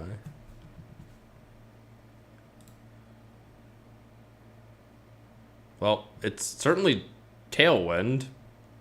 It's a headless UI, so maybe they're using headless UI instead of radix here. But man, it looks very similar. Anyways, so when looking at like what I spent time on, we could do an area chart for like looking at week by week, see kind of where we are. But I think we're gonna do a pie or donut chart to start. And so I think we'll try the pie. I think it's a little nicer than the donut for what we want. And this will be able to break it down by activity. So you can kind of hover over it that way. Although donut might be nice to say, like, well, we don't have billable hours yet, so. I don't think I want to be able to select it, but that's an interesting feature. That's very interesting. So this is kind of how we'll break it down. So we can install Tremor React, and here they have how they broke it down, right? So looks like it's super easy to get the information, and we just need to break down, a name and whatever number it is. And so the data cities and the category sales, looks like category sales being the thing we want to count. And we're going to index it by whatever the other thing is. So here we'll do, for clients, we'll do name, and we'll total up the time for each client. And then for activities, we'll do the same thing.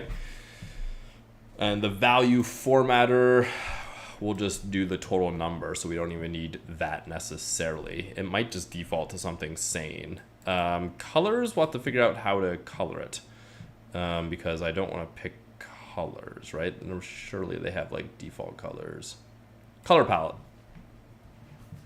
Oh, they just use Tailwind CSS.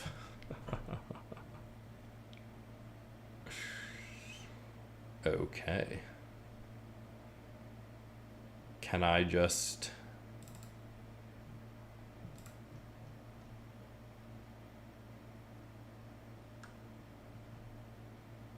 I guess we'll just take those. Because, like, I don't know what happens when you run out of these colors, but I guess we'll find out.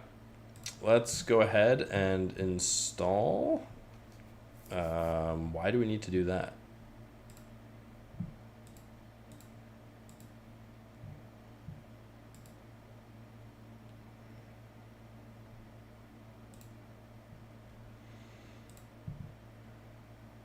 And its dependencies. All right, sure, let's give it a shot. Let's make sure we're all committed though, in case it explodes. And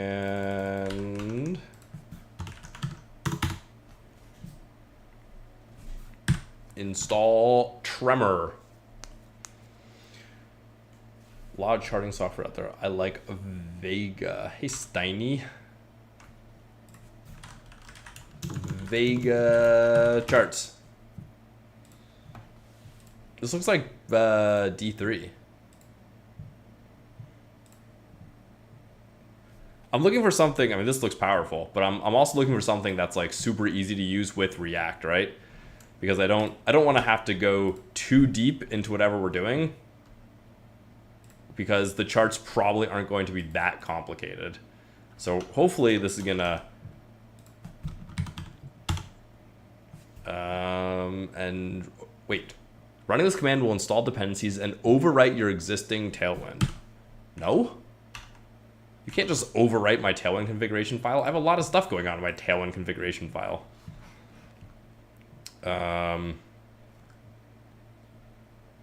Okay, well, screw that. We'll do it manually.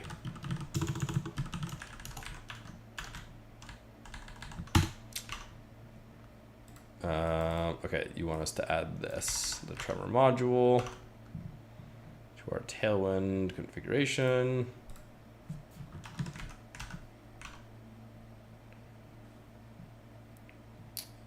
Okay.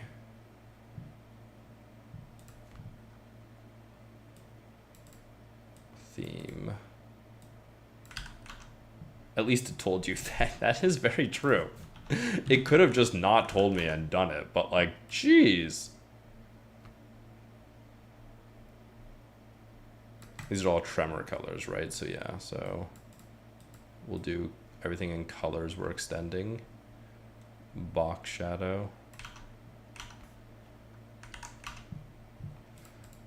It's like you really can't just do that. This is all within extend, right? Theme, extend, colors, box shadow, themes, extend, keyframe. Okay, so we can just pass this in here. Save. And then there's a safe list. And they're using headless UI.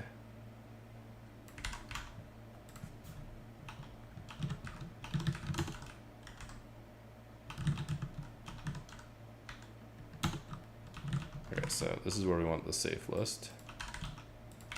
Here, I need you there, and then plugins. I think we need to install headless UI too.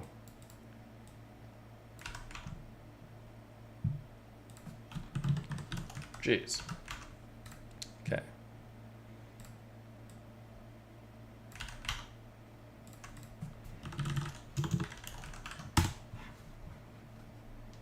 Some packages do not. I mean, this is why you have Git, right? So you can just like fire something off and have something catastrophic happen and be like, okay, git reset -- hard. Try again. Custom color theme for my homepage and often test on build. Oh my, it is in color word suddenly being the default Tailwind meaning. Yeah, like if you just like have something go on and you're just like, oh, everything's changed out from underneath me. That doesn't work like that, right? Just can't do that. To use icons in their blocks to get this. Okay, we're not using their blocks situation, so I don't think we need to do that. To create our first KPI, we import metric and text. Okay, that's should be fine. To add progress bar. Okay, I think that's all we need to do. Although it's a little annoying that they say like install tremor, and then down here they have plugins require a headless UI Tailwind. So like,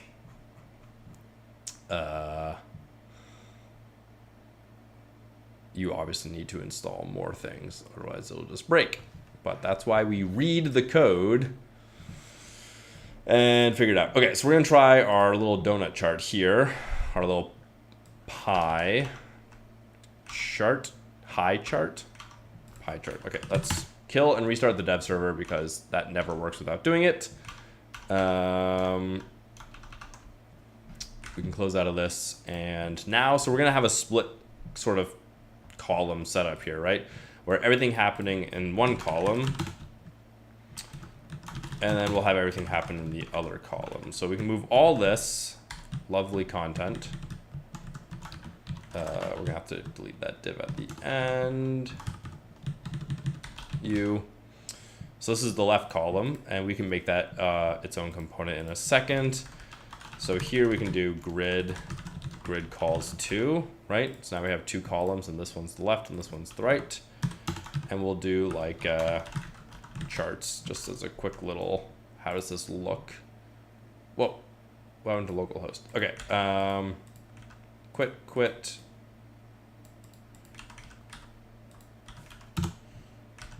Nope, go there. Okay, refresh. Give it a second to think. See what's explode. Nothing exploded. It's a miracle. All right, so we have analytics on the left-hand side, and we have our little charts on the right-hand side. No chart yet. So let's see. Going to our docs. Man, that doc is, I don't understand. Like, my system settings, appearance, doc, it literally has automatically show and hide the doc. Huh. There we go. Now it's gone. That must have changed when I updated. Why does that happen? Like I update my computer and then like my settings get changed out from underneath me. Who knows? Who knows? Okay, so they have tremor, content, emphasis, theme, label, in center, no, chart, tooltip. Do they have a default for colors? We're still going back to that. Colors, type, color, values. When using TypeScript, import the color type provided by Tremor. Okay, well, we can try that. So we want our first chart. And this is going to be a Tremor card. And we're just going to stick immediately with what they have. We'll do client breakdown, right?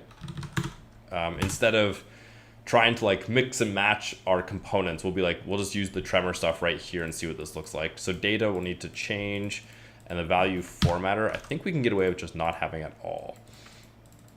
So the data here, we're going to move our server function to be higher up before everything else. So for the client, right? Const client data. What we want to do is we can take this. This is going to be one thing. So we're just doing hours spent here.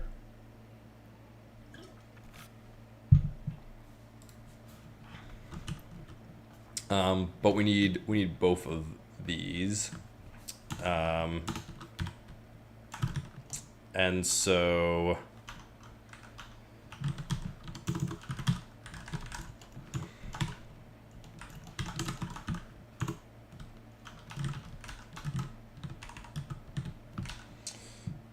we want a duration. And does this return a number? No, this returns a string. So in date functions, let's go to our library real quick. Cancel. Stop. Date function, since we're already using it, right? Get duration, or yeah, calculate duration between dates.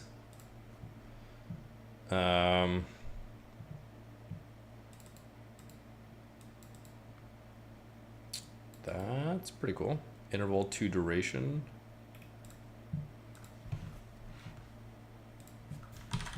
What else do we got? They have a duration, format, interval to duration, and returns a duration object. And a duration object probably has, is it total seconds or not? I guess it would be, right? Like, I guess we'll find out. So we can do interval to duration, looks like. So interval to duration, and the interval, an interval for them is start end. Which is A start at and B end at, or whatever the current time is for calculation purposes. Maybe function difference in hours. Yeah, I'm seeing if I can get away with using the library functions, Eduardo, and doing that. So the client data, right? If you have no client defined, then it's just the no client activities, and we're reducing all of that to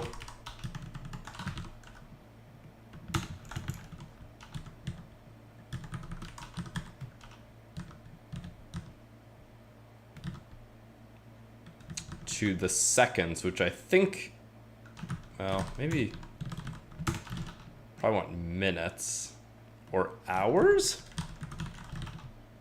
Question mark?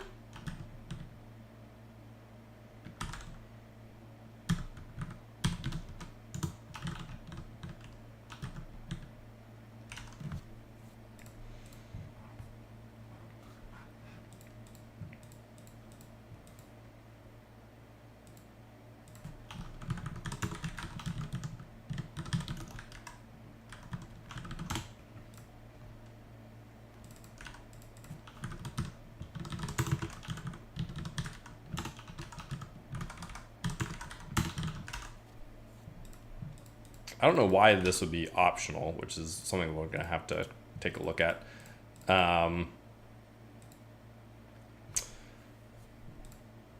So, and then we'll do something similar for all of the clients that we do have. Oh, and then we'll just do client data here. So this is going to be the name of the client, and then it's going to be like duration, which is just like time worked, I guess. And so here the category is duration, and the index is, oh, I guess it's name, right? Yeah, name. Name will be good for both of them. Okay, and now, okay, duration 0, so we already have a slight problem. Refresh. Let's take a look. Client breakdown 0.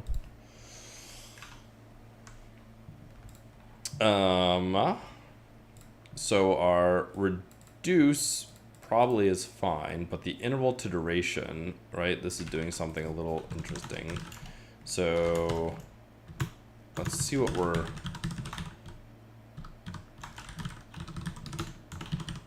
let's see exactly what this is doing. This is doing, we'll just grab the first activity because we know we have multiple. Again, testing outside this is probably ideal. And we're just gonna log what this is.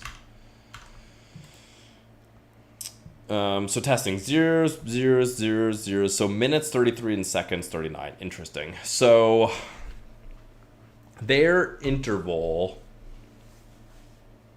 object breaks it all down into its components, and it'll say like 39 seconds and 33 minutes, which is nice and accurate, but also I just want the total, right? And I want the total probably in hours, but fractional hours are okay. And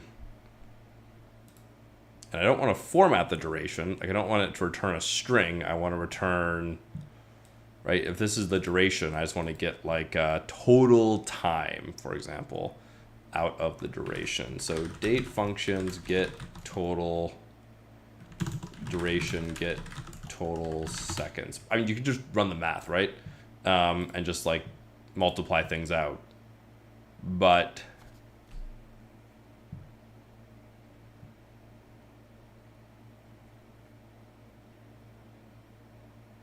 it feels weird that the library can't just do that for me. But maybe if all we need, right, is the number of seconds, and then we're going to change it at the end anyways, we can just run that ourselves.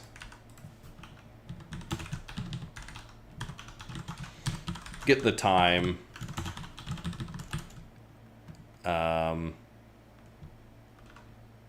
Hey, BS, welcome. Right, and that's going to be greater than start. Or new date, subtract the start time.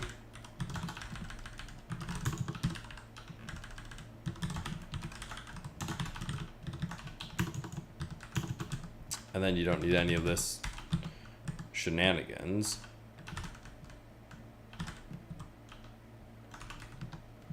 And this is going to give you the total number of milliseconds worked for this client.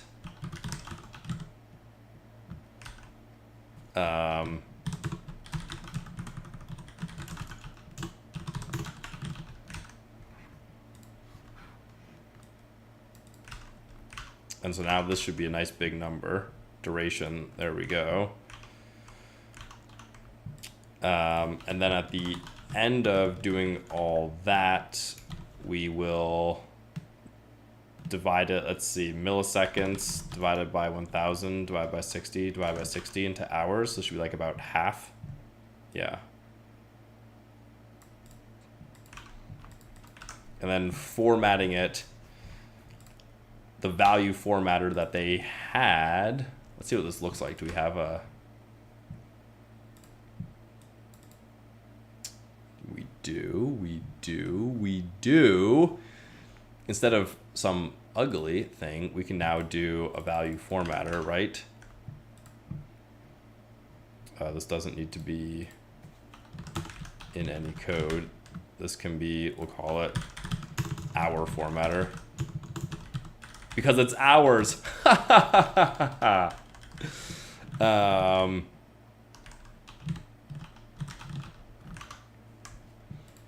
Man, can date functions do... I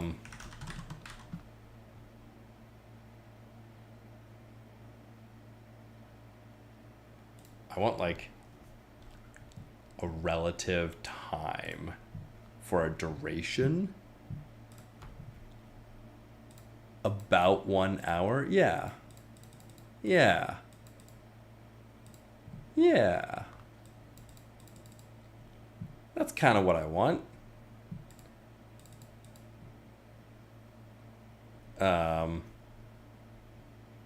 But this isn't distance. I want format duration.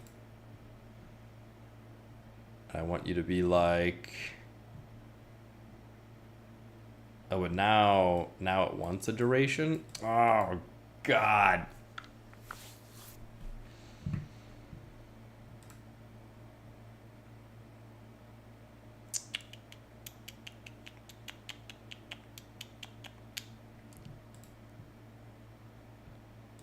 Right, it's just going to say like a billion seconds.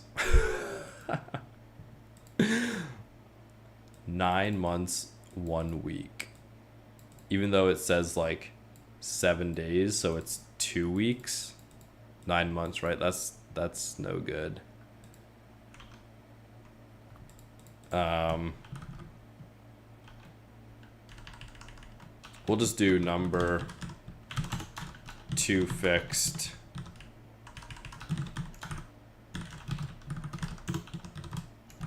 Hours. Right. And then clean that up if we so choose.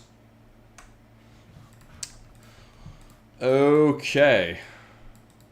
Oh, and it's now a client component. Boo! It was a server component up until we used the value formatter. Oh, now it's a client component. But we can't we can't abuse that. Let's do a charts use client. We can't not have a formatter. Such a shame. Let's just export this, right? Export const. Can we just get away with exporting everything here as a client component? Can I just do...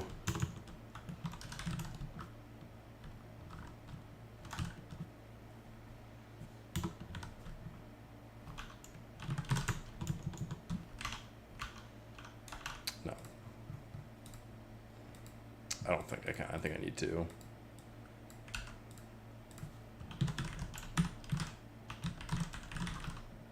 But I want to try it.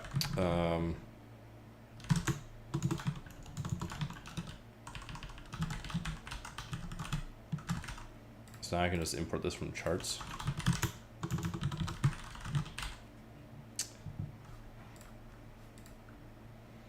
And now you're a client component?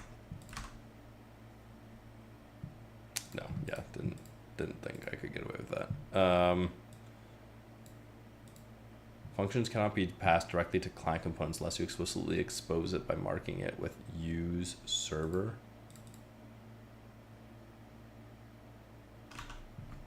I don't think that's...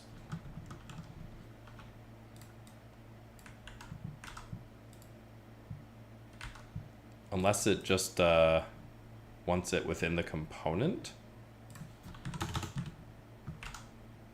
can I just define this in here and have it do what I want it to do by defining it within the server component?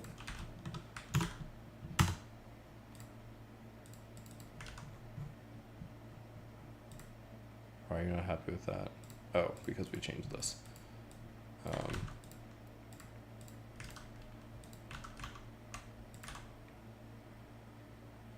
No. No, no, no. If we remove that and refresh, it works, it works. Okay, so our donut chart, export, const client chart, alas. We cannot make this easy.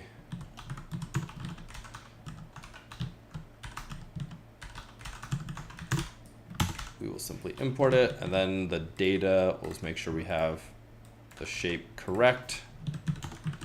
Type client props.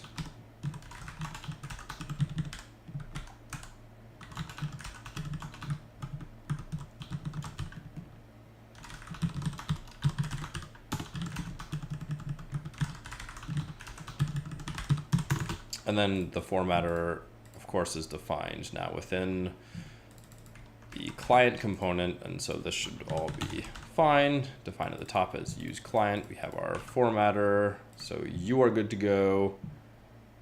In terms of all this, you can just we'll re-import these from Tremor, this and the title. Oh, there's a title for the dialog, and then the chart will come from our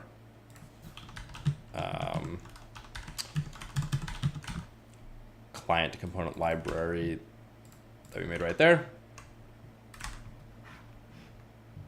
Okay. Now we're getting somewhere. Not a number. Okay, that warning doesn't really apply. So let's see. Data is the data. We're passing in the data. So here we're passing in data, which is client data. And here we should have client data, which is name and duration. Oh, we removed, you exported it. I did export it as client chart, you're right. And we also need to, oh, we have the, okay, we still have these.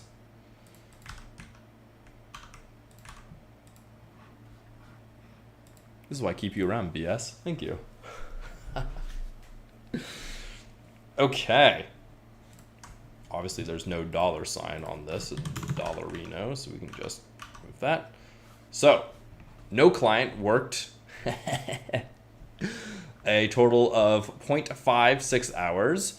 Fantastic. Charts for our client breakdown. And then we want to pass in the rest of the information, obviously, for our client data. So that was just the no client, right? And now we have like the rest of our clients. And so we'll do something different, but we'll take the clients and we'll map them now.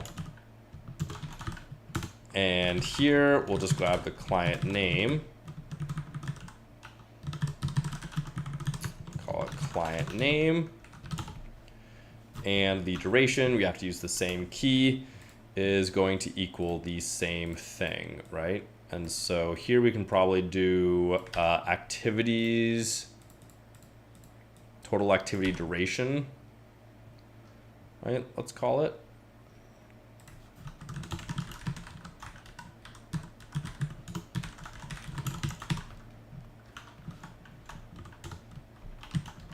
Isn't that funny?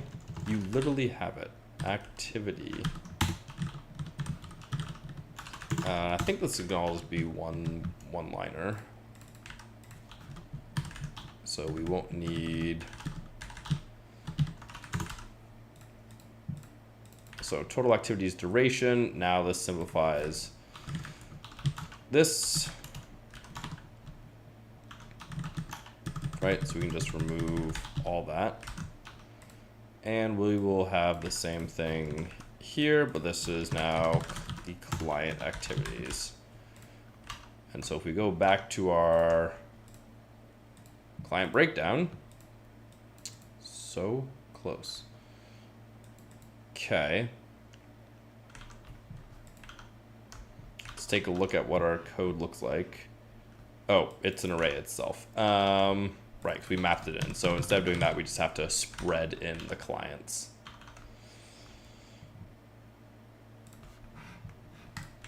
Okay, refresh. And here we barely have client 1.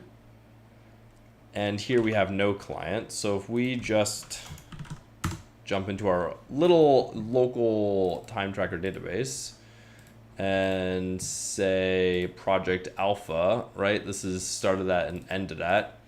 And let's just bump this 17, right? We started 1724. Let's just bump it to like 19 to say we worked on it for 2 hours, just to give you some real data to chump around with. Nice. So for no client, these various things we worked on for about half an hour. And then for client 1, we worked on their project for 2 hours for a total of 2.56 hours worked. And so if you were billing, $100 an hour, you just made $250. Congratulations.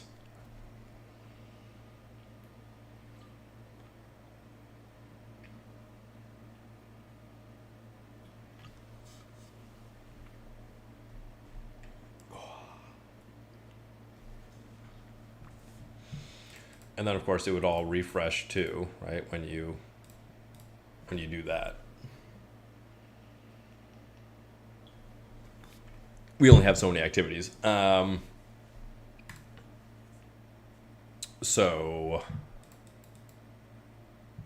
we obviously don't have longer breakdowns and stuff, but there's the client breakdown. And I think it also makes sense when you're looking at this to probably do it by activity breakdown as well. And honestly, that should probably be, we'll put it underneath it. We'll call it activity breakdown, right? And this is going to be all the activities, no matter which client you did them with. But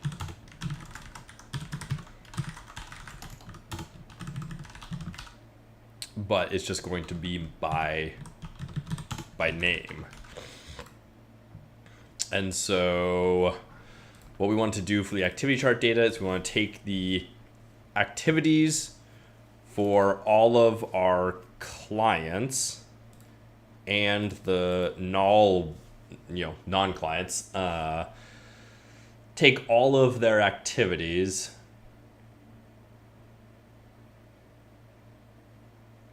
bucket them by name, and then take the duration of each of those and add it together. So we want to flat map everything. So you just have a list of activities, and then from a list of activities, we're going to, it's kind of like reducing, but we're just like,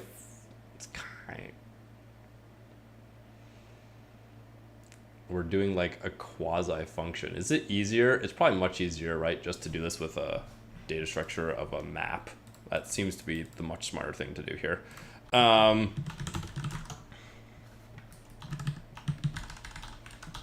So we'll just do this, right? Which will be a record of string to number.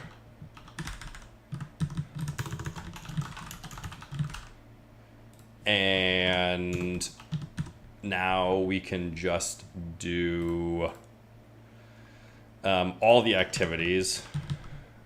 And so we don't really exactly, we can just exactly, right? So all the clients now, we can map that too into each of the activities. I don't know what you're complaining about. Flat map implicitly has the any type.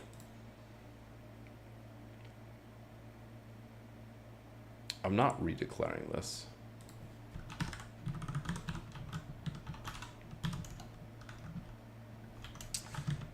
There we go. So what this does is for all of the client activities, right, spread them into this array, and then take all the clients and take their activities and change into, that's an array, remember, right? So we want to flatten it out such that you will now just have a full array of all your activities, whether they were from people with no client activities or whether they came from the clients themselves. And that's all the activities. And now for each one, what we can do is we can get the milliseconds right from the activity chart data at, this is going to be at the activity.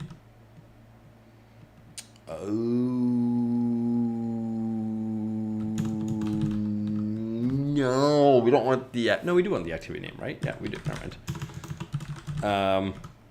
We're not doing it by client, we're doing it by activity name.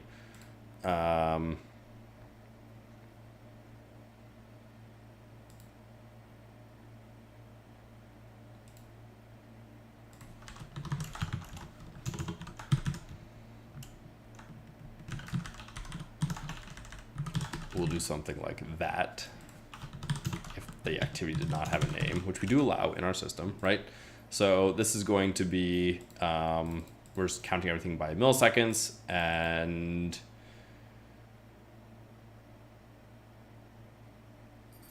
we're going to get the milliseconds for that particular activity, which is going to be a number or 0.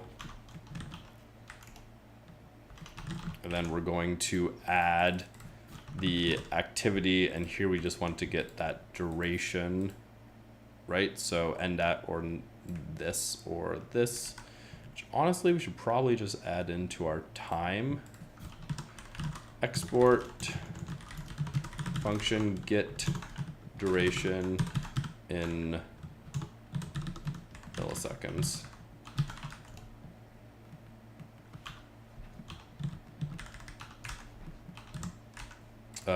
Doing absolute value, which Copilot put in, right? Doesn't matter now which one necessarily comes first. It'll always give us the positive difference. I think having to like have multiple lines of code here is stupid, so don't. And now for getting this information, we can do activity name or no name, and then we can just do get duration in milliseconds from the activity dot start at or the end at. And so now we're going to set it. So we have to pull it out first, right? And we'll default it to 0 there.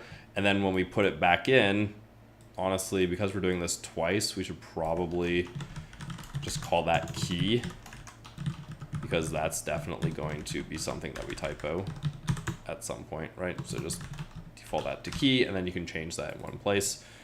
And then you're going to now reset it for this. And so now the activity chart data is a map of activity names to numbers, but this has to be a array for the chart data, right? So down here, we're going to take the activity chart data. We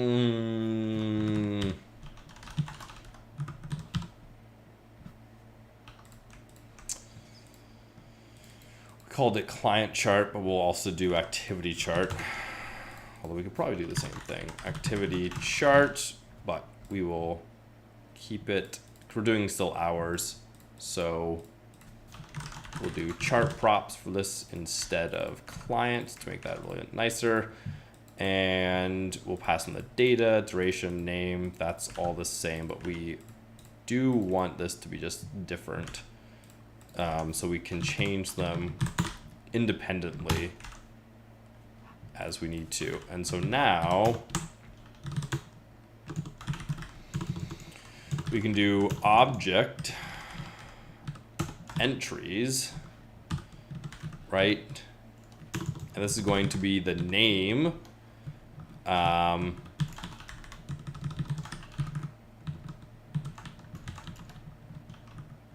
followed by the duration, and we can just map this.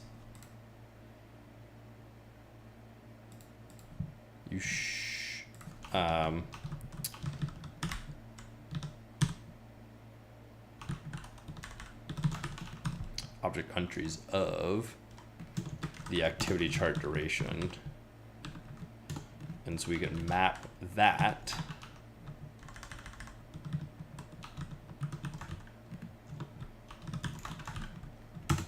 to name duration. So entries here, right? Entries returns a list of the key value pairs. And so when we map it, this is going to be the name, this is going to be the duration. And we know that because we typed out what this object was by saying it's an object of string to numbers. And so now we know name duration, we pass it into our chart. We know we're looking up the duration and the index is name.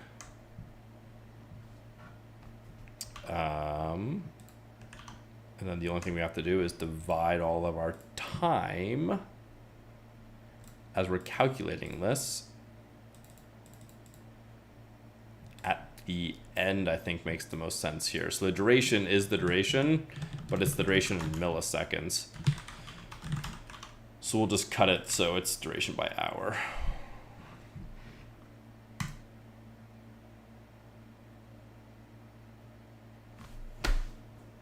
Awesome. That is just so sweet.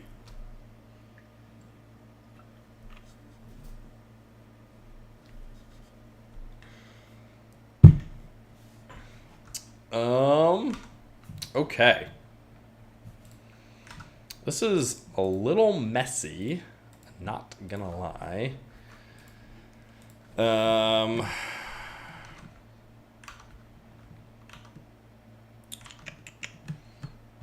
Right, this entire thing goes in this entire thing.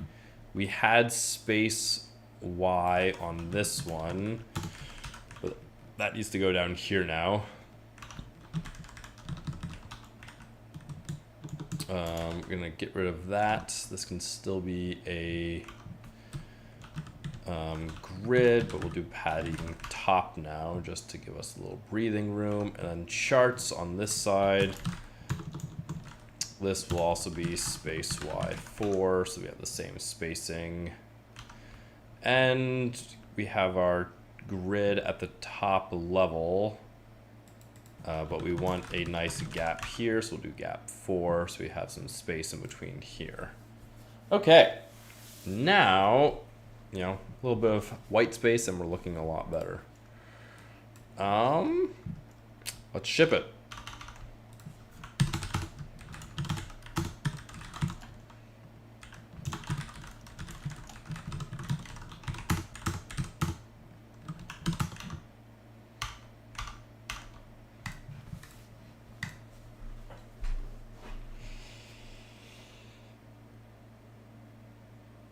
$2:00. Oh, that took, let's see, about 2 hours, 2.5 hours. Not bad.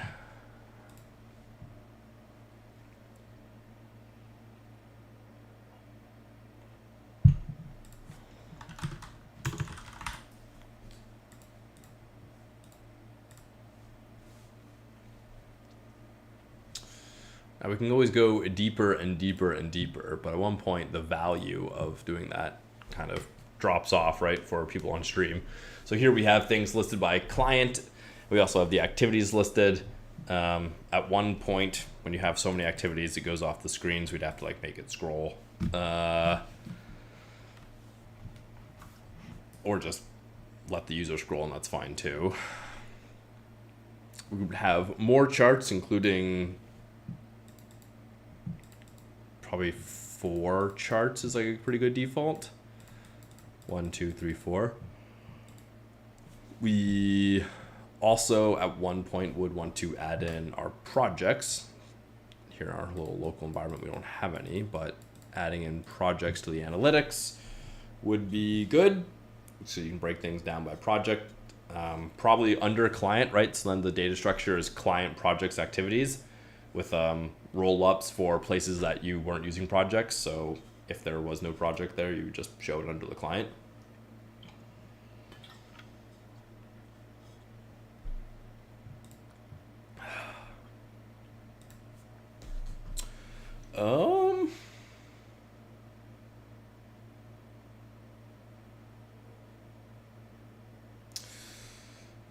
let's see. What else do we want to tackle?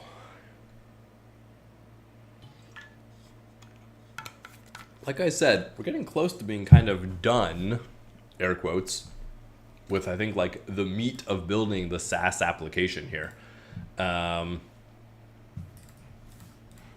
We can do a little more on the team section, which I think would be good. We can do a little polish and cleanup, and we can also add tags. There's a lot of other stuff we can do, but this was really what we really wanted to do. I don't think I want to just end the stream quite yet, but analytics was definitely what we wanted to get done today, so that's awesome. Date picker, learned all that. That's awesome. We've pushed. Let's check out our GitHub real quick, see if we fixed our. No, we still haven't fixed Prisma. All right. Let's see. Vercel in admin profile page 27. There's an error. Admin profile page line 27. The source. The user might not have an image here, so let's fix that.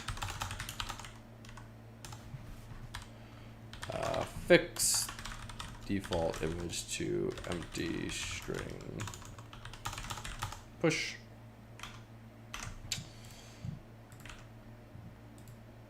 Okay. We'll see how we do there. All right, let's jump back to our little team section. Here's our invite link that we built last time. This allows you to go to this page and the user can sign in, and we store this in the cookie. So when the user signs up, if it exists, they will be invited to your team and they'll join your organization. But what we want to add real quick here is the ability to like change permissions for other potential users in your organization, right? So let's go ahead and add role P4.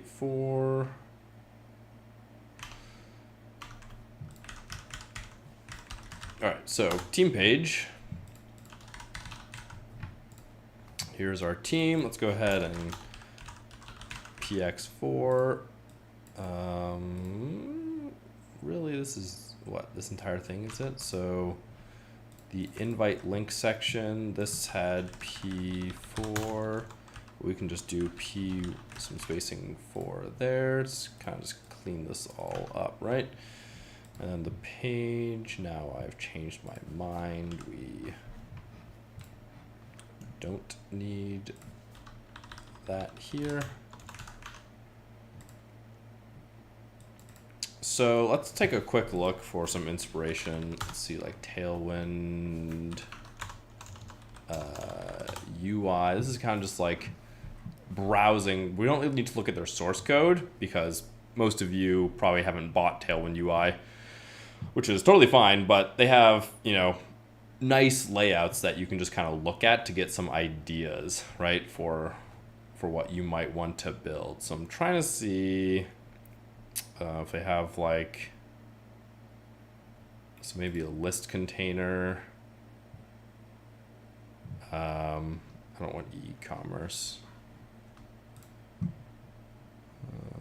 It's kind of basic. I'm looking for like, or teams. Yeah, like team sections-ish. These are all like marketing team sections, not like application team sections.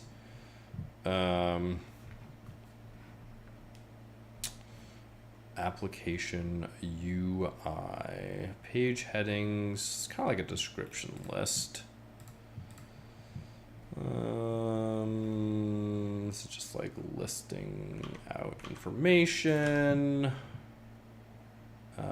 Stacked list or a feed maybe. or maybe a table. It's not really a table. Here's a simple stacked list, right? So let's see if they have something here for that we want to take a look at a little closer. Here, like these are all links to like go to a specific profile page. We don't want a link, but we will want to edit it. We don't really want 2 columns. I think the full width one is nicer. Full width with constrained content. We don't want narrow. That's way too narrow. Narrow with actions. We do want actions, but I think it'll just be a drop down. So let's see. This is kind of like the closest thing I have. So basically we have like a large avatar with the name, and then looks like we could do like a grid. This takes up 4, and this takes up like the top, and this takes up the bottom. So that's like one thing. And on the far side, right, instead of saying like what the title is, we could have their role, and then we can just remove the little ... You know, you could do this. Right, we're not going to like their profile or anything. We don't want like a separate page necessarily to have to do all that. So let's take this, and then instead of having this, we'll have the role, and you can click the role and it'll drop down. We don't really have a last seen, although that is kind of useful if you're looking at your team to know like when someone used it. That's potentially something you could do. So maybe we'll just add that. Okay, so again, this is Tailwind UI, so you have to pay access to get the code. I do have access to the code, but instead of just looking at the code and taking it, let's just go ahead and build it. Now that we've kind of like browsed it for an idea of what we want to do. So we're gonna have a list item, and on the far side, we're going to have a form. So we can kind of just like build out that very basic form over there. And then on this side, we are going to, this entire thing can be a grid probably, right? So maybe 1 column, maybe we do 12. Maybe we do 12 columns or something close to that. This is fixed. This takes up as much space as possible. And this one, so 1, 2, 3. So we'll really work on our grid foo here. This will be a fun exercise.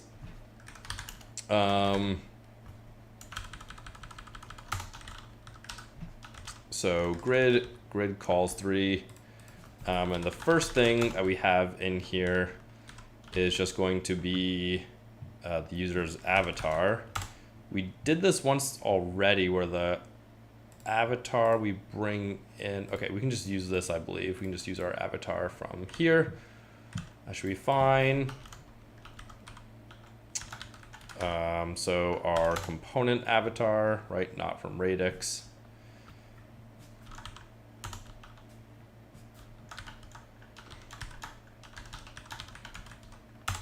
Although actually, I don't think that's the case. I think we have to make it a, our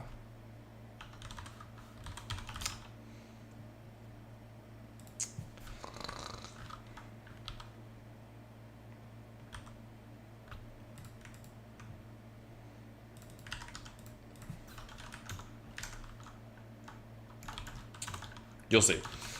You'll see.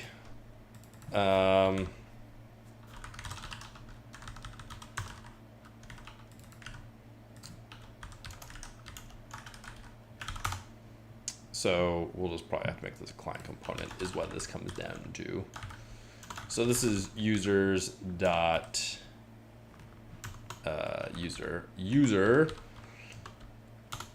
dot avatar or nothing, and therefore we have the avatar fallback, which is going to be the user dot name. Name should not be empty, but that would be weird. I guess it could be empty.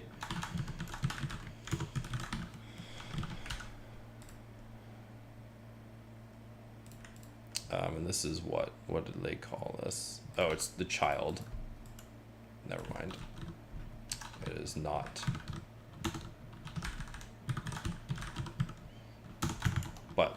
it could still have no name.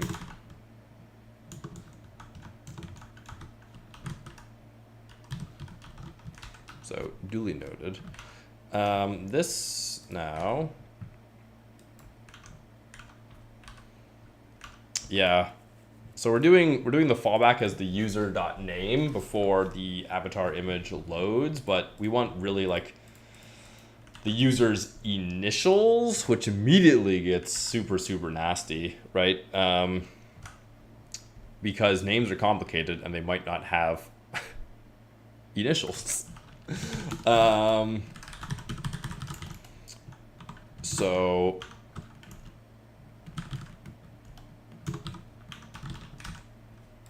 we will fudge it, and this will probably just explode at one point, and we'll have to live with the consequences of our actions. Next auth video you may explain how to set up seal intro with watching on the topic. Hey, thank you, Alexander. Yeah, no, that's been a definitely popular video. One of those things that's kind of complicated, right? So you just got to step through a lot of stuff, but it's helped a lot of people, so I'm glad it helped you. All right, so we have our first column, and that's our avatar. Let's say in Tailwind itself, right? I want to, for my columns, we're gonna have to be pretty specific on exactly what we want here.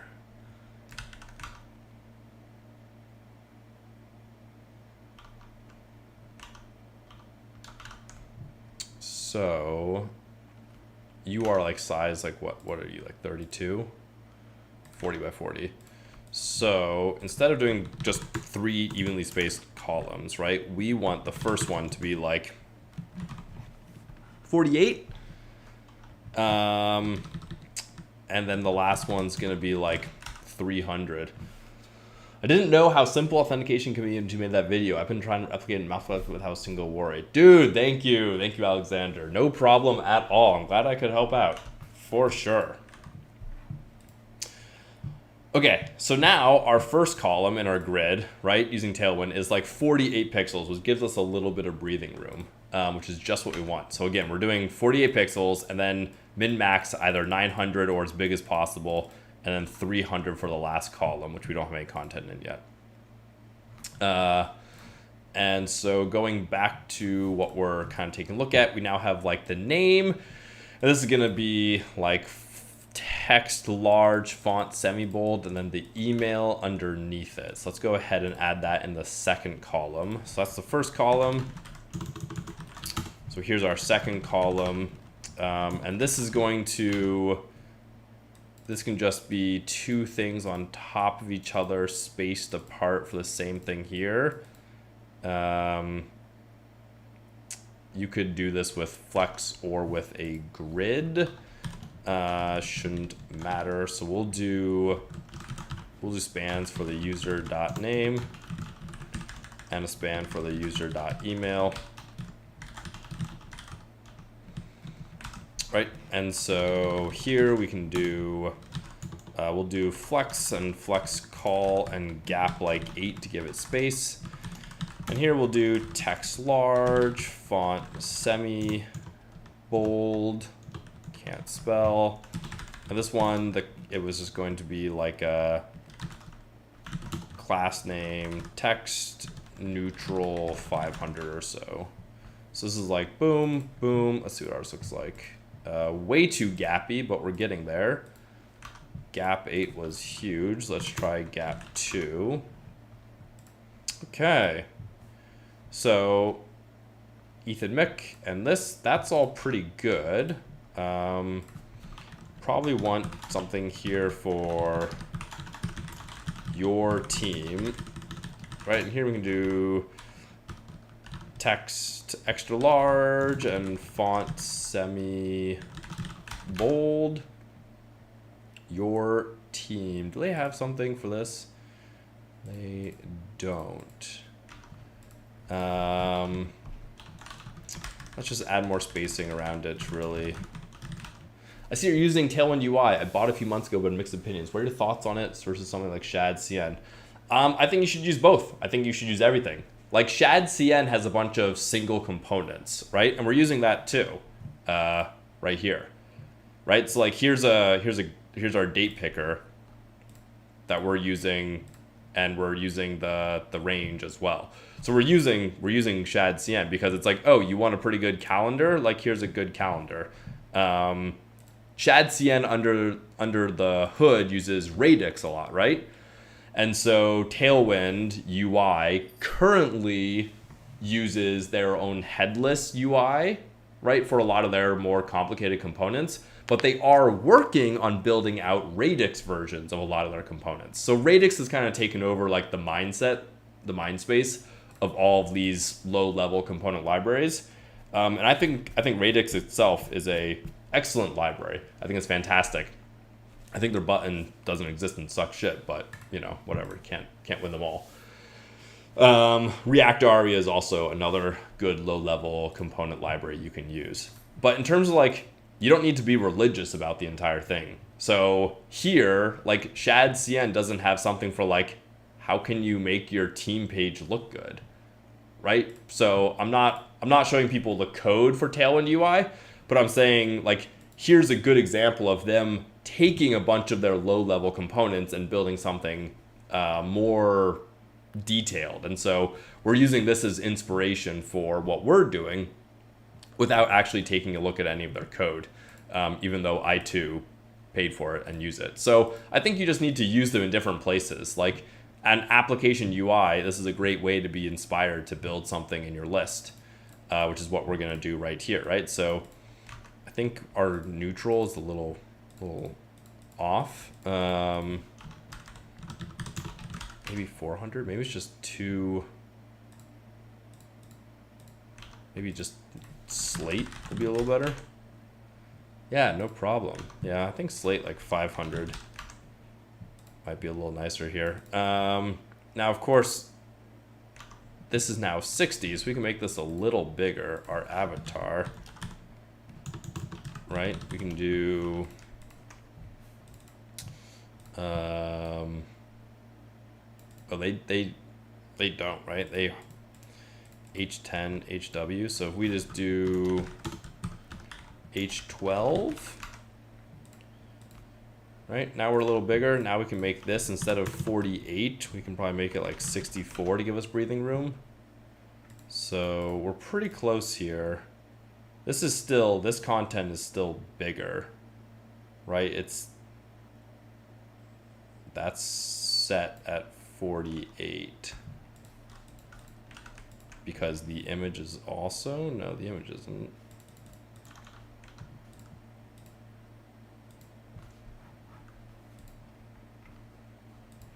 $12. This is 64. This is 48. So let's make this a little bigger. 16. Is that too big? That's 64 by 64. How's that look zoomed out? That looks fine. Sometimes you just gotta zoom out and take a look at things. So now, of course, 64 is a little too close. So let's like bump it up to 80 to give you more space. So now, like, okay, your team, Ethan Mick, that looks pretty good. We'll zoom back in now. But man, yeah, sometimes when you're designing, like being this zoomed in is just no good. Like this looks huge, but we're zoomed in almost 200%. So, you know, that's how it is. And now lastly, we have the last one. We can do basically the same thing here for this, except this is going to be the user.role. We can toss that just in a regular span. And then this was going to be the same sort of text slate 500 last seen at last seen, so last seen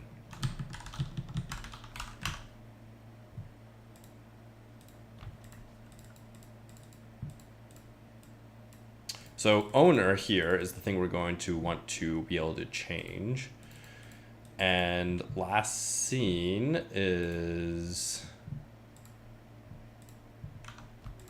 man, I'm still not super impressed with the coloring here. 600? It's a little better. Last seen, we don't exactly have a good way to do. So in our Prisma schema, right,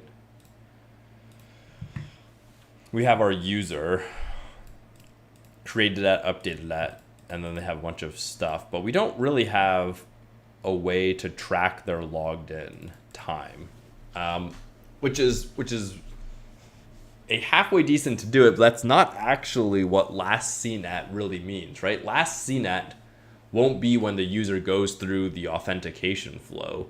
Last seen at is whenever the user does anything,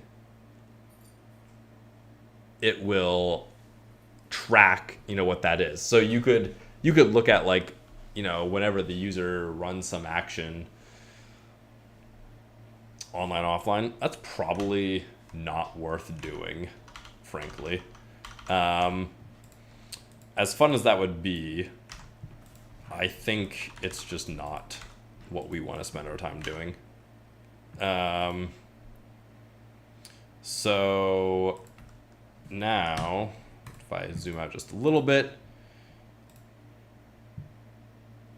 here is our last one. So this takes up 900. This takes up 300. Is that? Feels like it would be too perfect to have gotten right? The last column is 300 and this is 900. I don't think we actually need the min max, right? Because then this,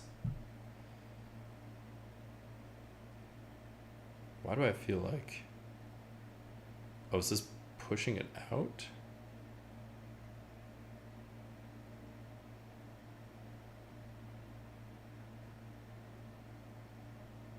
What is the width of my grid?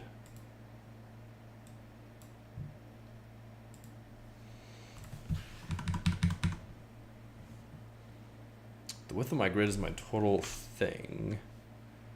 So I guess the min, right?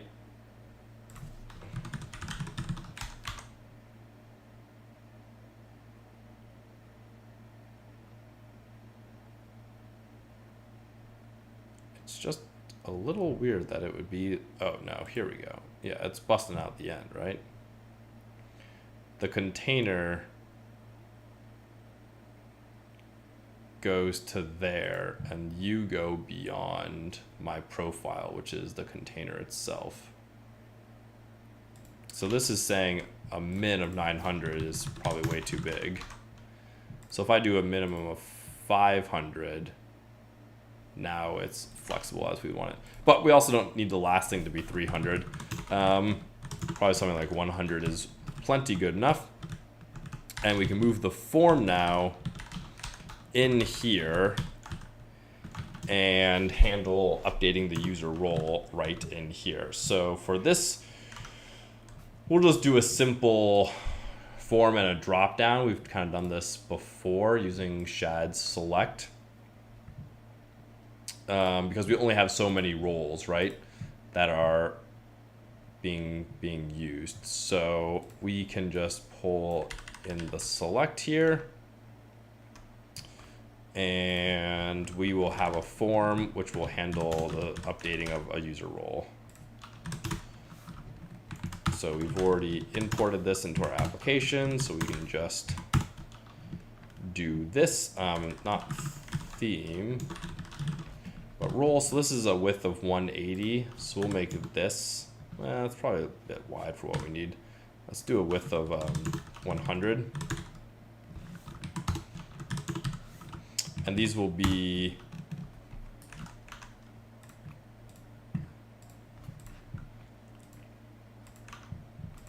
so the select, the default value is going to be, right, the user.role. And now whatever one they pick here, and we can look at our Prisma schema. Not the same thing. Prisma schema. right? And grab these. Man, I wonder if there's a way to read it out.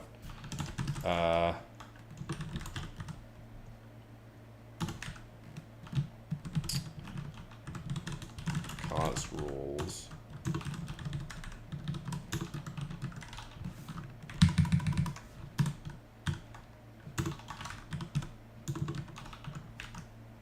So those are all the rules we have defined in the Prisma schema. And we can now just go over them here.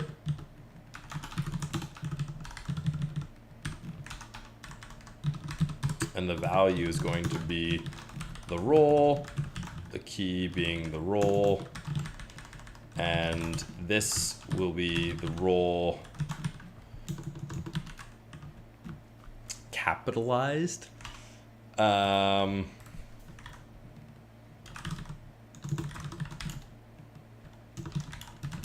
Which does not exist. I don't want to capitalize. I want to lowercase everything and then capitalize it. No. No, I want Lodash's capitalize function.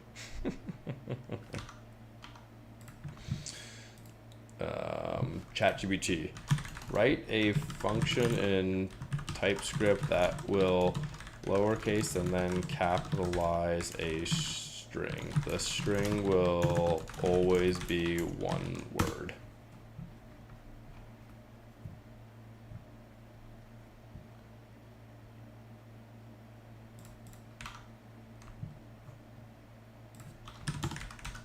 Capitalize word. Thanks, ChatGPT.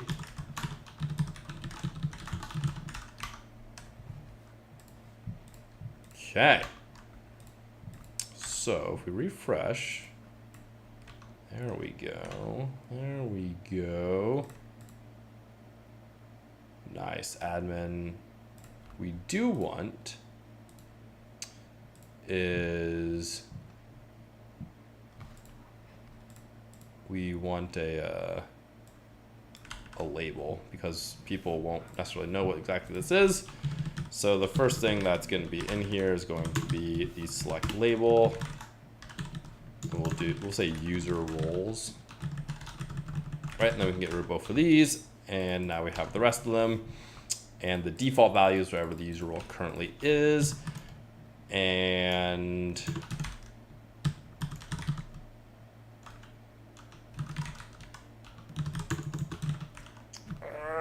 can we get away with not making it a client component? That's always the game, isn't it?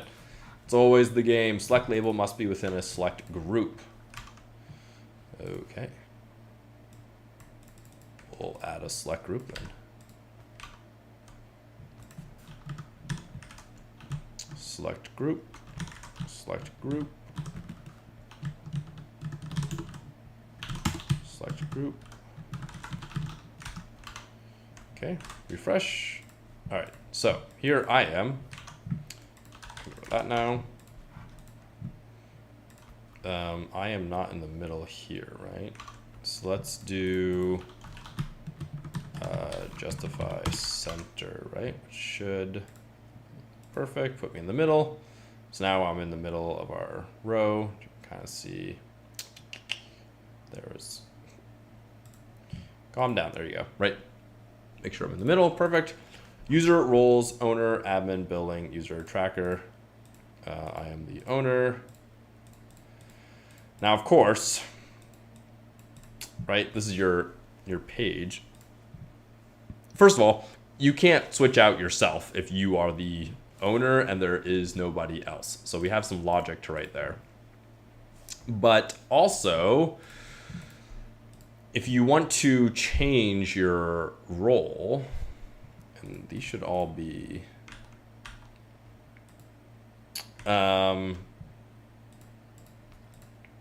right, what I wanted is I want like on blur. There's only so many like on value change, right? And the select gives us some primitives. But if we do an action for a server action here, we're not going to have them all. So if we do an async function update user role, data form data, use server, and we just look at what the data is. Data, and that's the form action.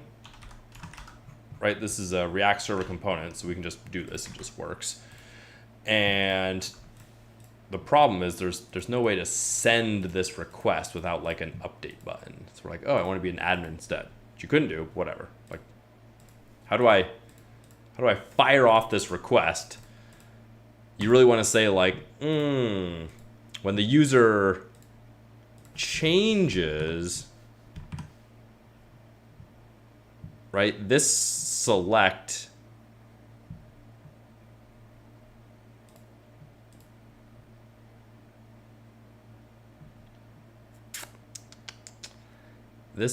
needs to like store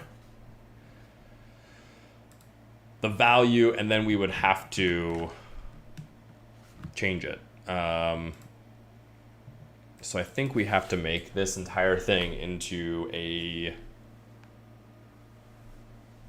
client component, because what we really want to say is like when the user changes it, do something. When they say like boop admin, we want it just to like update. Because the consequence of changing any of these is not going to be that bad, right? If you're changing someone, you're like, okay, you are gonna be a user, and you're like, oh wait, actually I don't want you to be a user, like I want you to be a tracker. Like there's not a big downside to like letting them change these quickly, assuming they can't get themselves into a bad position where they can't like they can't undo it. So the simplest way to do that would just be like a user, for the most part, can't change their own permissions. That'd be an interesting policy, right? Then the owner could change other people, and then the owner could maybe like assign a new owner in a different flow. Because like if you do that, that's like a, whoa, what are you doing? Crazy sort of thing.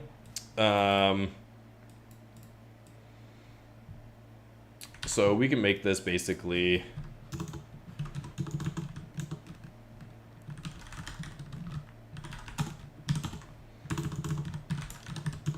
a client component.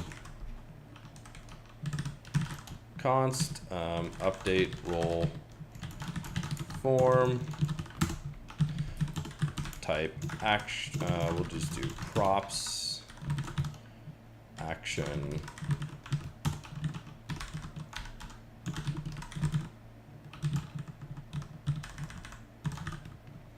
I haven't actually looked at what these typings are. We'll have to do that in a second, won't we?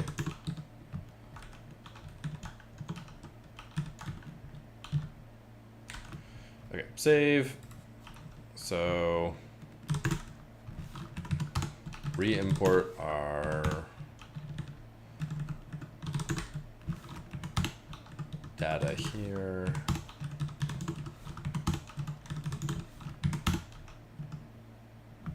The roles and all this stuff we can just copy, move it into here. We don't need it and that anymore.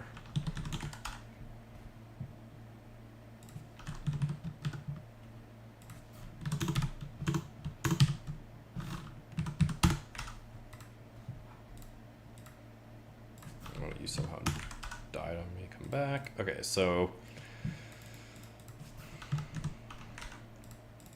this is now going to be passed into here. So you take blah, blah, blah, blah. The action string undefined, do not use or you will be fired experimental form action. What we can do here is we can just take the form HTML attributes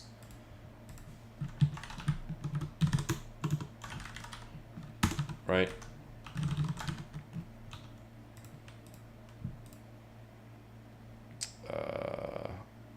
T, I think, is just form. And now the action is going to be whatever. We can just pass it right through, right?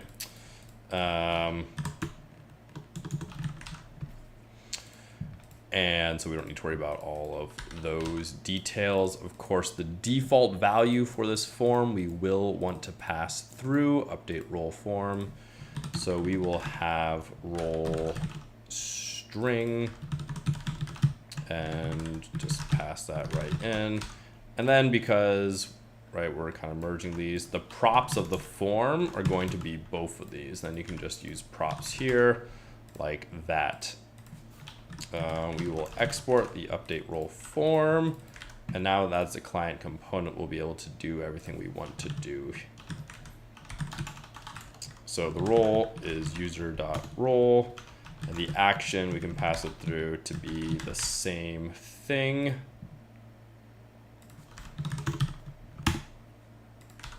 So if we refresh, take a look.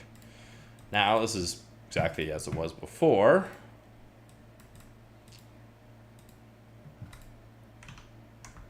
Except when the user updates it, it does disappear, right? Yeah, perfect. So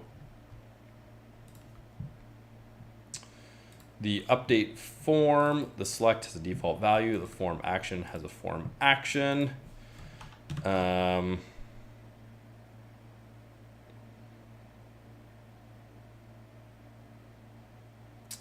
guess we want to revalidate the page and reload it to make sure that all worked. So this will be a server mutation.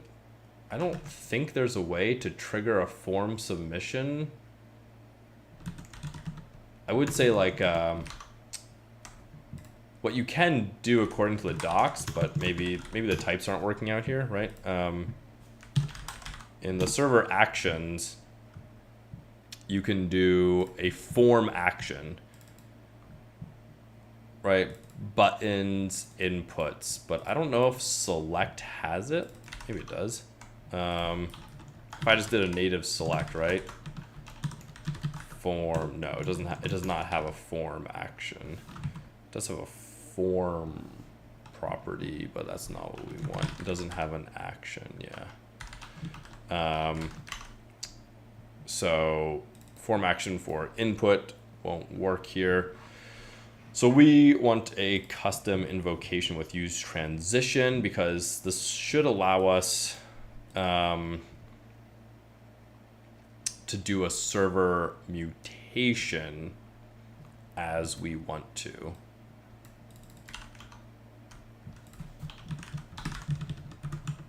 I don't know why they do let. I think that's wrong. So use transition, and then we can start the transition and call it. And so that's going to be const on change, right, is what we're going to do. We're going to do this, and then we're just going to call the action. So I guess we can just store the state here too. So const role set role. This will now be, we'll alias this to initial, which means this can just be useState, role is pending. Action will pass in whatever the role is. That's pretty straightforward. We don't need this now. We can do value role and on value change. We have the new value. So this is set role. Actually, we're going to do on change, right? And that's going to be the value. So on change, this will be the role string. And even though we don't need it, I think, so we're going to invalidate and reload. We will make sure we set the role here to keep everything in sync correctly. form action goes away. And the action is now going to have to slightly change because it is no longer form data. Now it's just a role, right?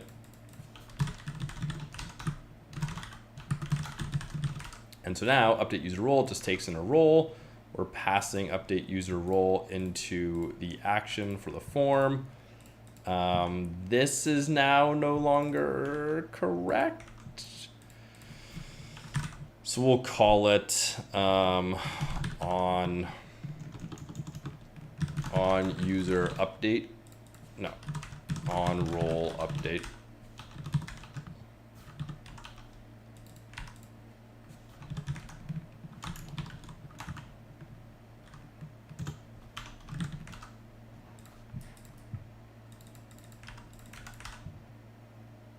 Okay.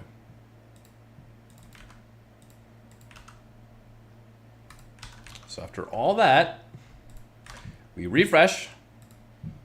We try and make myself a admin. Role admin. So it worked. So now what we can do is we can say, in the base case, right? Get the user session. If the user role, let's probably have like, this is going to be in lib auth.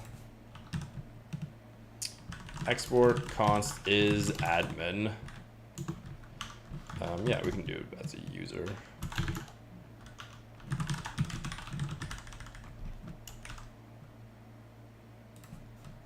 Oh, well, these are all next-auth people. I don't want that. We'll do authorization because I want, really, this is a Prisma, right, user?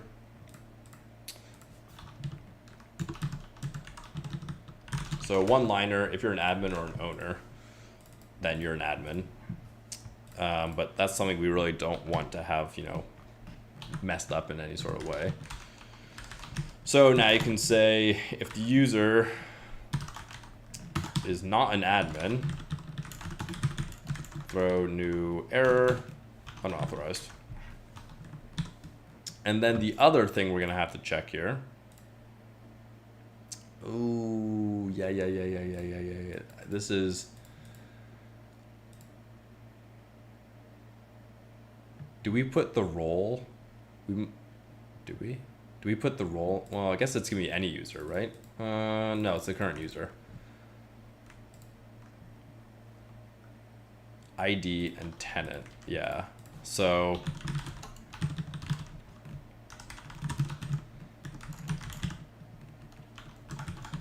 we want to get the database user.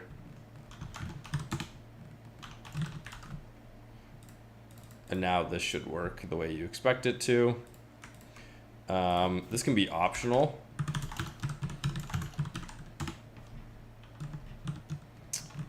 And you can just do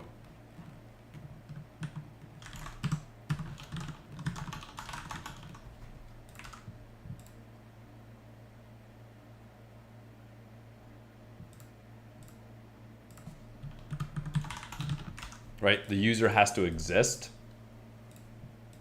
So if the user exists and these things, that'll work out. And so if the user is not an admin, you can't change roles. The other check here is if the user, oh, this also is a check for the user, so I don't need this anymore, but that's fine. If the user role is an owner, right, this is the current Oh, yeah. Update user profile, update user role. We need two things here, don't we? We need the role itself, and we also need the user ID.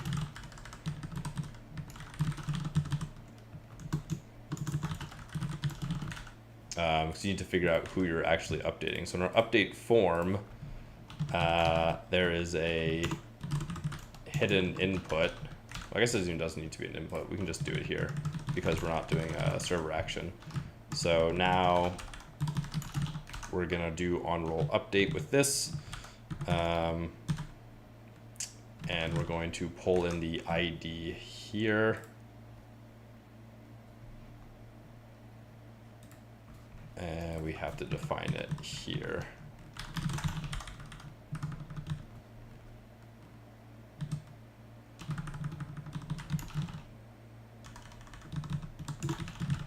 Do I need to have this at all? Yes. Yes, because it's the types. Do I need that at all? I can just do like data, right?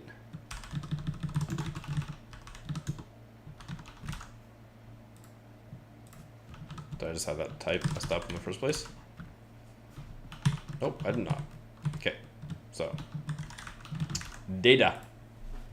Perfect, on roll update. So we need to pass in now the ID. This is the user ID, right? So we're looping over each of these user.id. So the user ID as well. And now const user. So if you're an owner, otherwise we can do, and this will be a single update where the ID is equal to the ID and the role is going to equal the new role. Thank you. You do. This is awesome. So here in the role, you can actually, you can just get the role, it looks like. And there is an export const role and there's export type role. So can we pull in both of these? So here right, the role, I want the role. And now that all works. Maybe? Yeah, because I'm using it as a type. Wild. Here,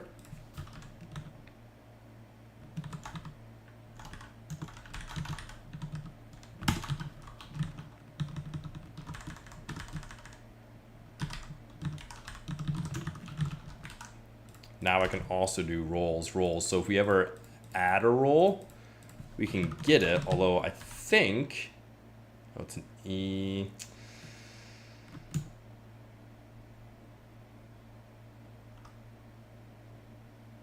No.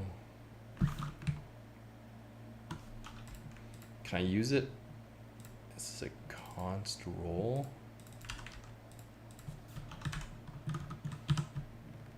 No, okay, it's just an enum. Okay, this will be good. Types where you can, right? Types where you can, always, always, always. So, oh, now you're just, that's fine. We just need to update this. This is now a role as well. And this is saying, right, like, hey, we need to make sure this is a role. And then this, of course, is like, well, it might not be a role. We know it's a role. So we can just type it there and everything should work out. Okay, so what's going to happen now is when we test it on ourselves, we're the only user currently in it, then we're going to run through this logic and we're going to say, oh, the user, we're going to throw an error, right? The owner can't update their role. So we're going to say, if you are the owner, we'll give you some other way to exchange control of your tenant. So I'm going to try to make myself a viewer and it explodes. Which is perfect. I mean, not the greatest user interface, but, you know, safe. So Now, if I go to my invite code, accept the invite, sign in with Google.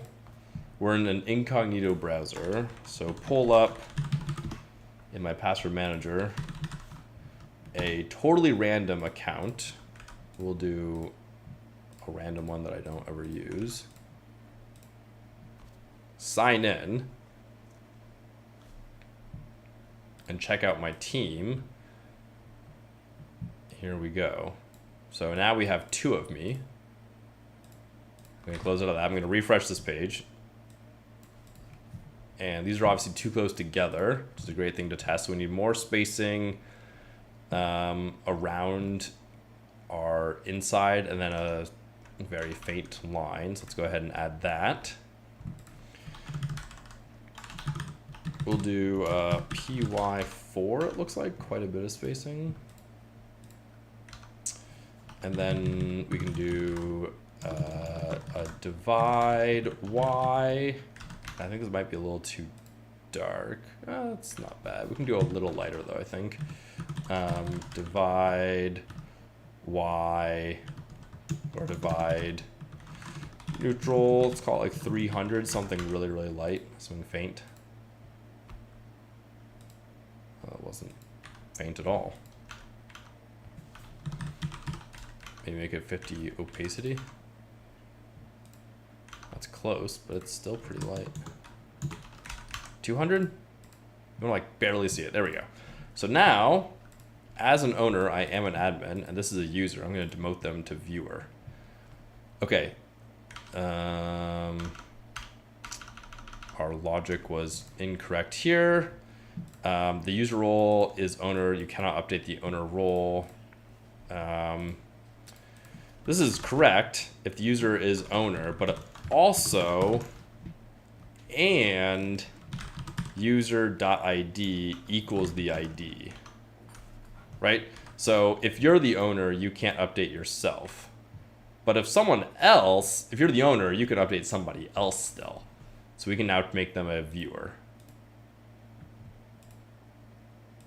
Okay, did it work? Looks like it might have worked. Refresh, they're a viewer. Make them a user. Refresh. Like it just works. It just works so fast. And I guess you don't even need to revalidate this path to refresh it because the state's just the same once you would pull it from the server. So I can just be like, oh, you're building now. And it just works. My computer is dying. Or Chrome is dying. It just works, which is super, super cool. So I can be like, oh, now you're the owner. Okay, well, we don't want that.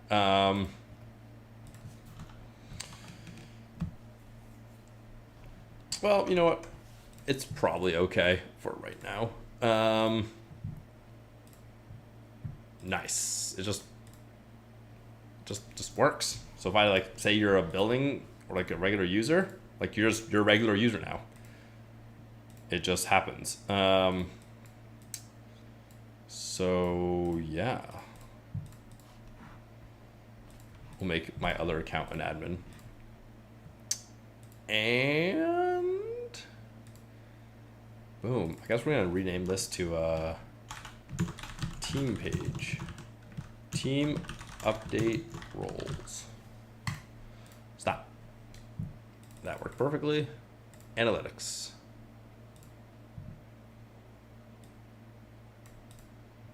Nice. There we go. 0.93 hours. Yeah, you probably want that to be like in minutes, but little tweaks you can make to your user interface. So our team page is now spectacular. Again, here we didn't use any code from anyone else. We just kind of looked at other pages for inspiration, which I think is a great way to do it. Find something, find projects you like, find places you can look for inspiration, and then use that in your projects. You don't have to go digging through their code to see exactly how it works, you can just kind of take a gander, so to say, at, you know, the rough idea and be like, okay, cool. Like, you know, we're not going to do the last seen at, we're not going to have an arrow, these aren't links, but, you know, you have a pretty straightforward team page and you're like, got it, love it. We can make this a little nicer, you know, little copy button. You could just click to copy it out. When you select it, have it select the entire thing, turn it into a client component to do all that. We have our billing, which we did last time, and we have our basic profile page. Same thing for profile page. Like, that's another great example of application UI to be like, I thought I saw it here. You know, detail screens, setting screens, things like that, to be like, what does an entire screen look like that I could potentially borrow or get inspired from? Again, you don't even need to look at the code to really be able to do that. And I think we're good. I think we're done here. Kind of ran through and built out the things that I wanted to build. The last thing would be tags and then updating some lists to support all that, but I don't use tags myself, and so I don't know if I need to do it right now. And I think I'm going to spend some time polishing the application, but I'm not going to do that on stream simply because it's a lot of tedious, boring CSS. And a lot of tweaking and looking and tweaking and looking and stuff like that. It's not the most exciting thing to kind of watch in terms of like building out. And then everyone's look and feel is different, right? So like, you know, we'll change some of the colors and update some of what this is. So I think it'll look decent, but other people might be like, oh no, I wish I could change it to something else. Which, hey, you can do because it's going to be open source. It is open source. So I think that's where I'm going to call it good for right now. And yeah,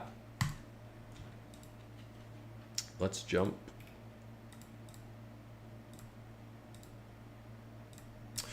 Thank you for watching. If you're still here, congratulations. You made it to the end of the stream. We kind of just accomplished everything we needed to in a pretty quick amount of time, so not going to push too much further. So built out analytics with the Tremor library, which, you know, super, super awesome if you're looking for building out stuff. Thanks, Dad Bod. Yeah, have a great day yourself. Hopefully stay out of this heat.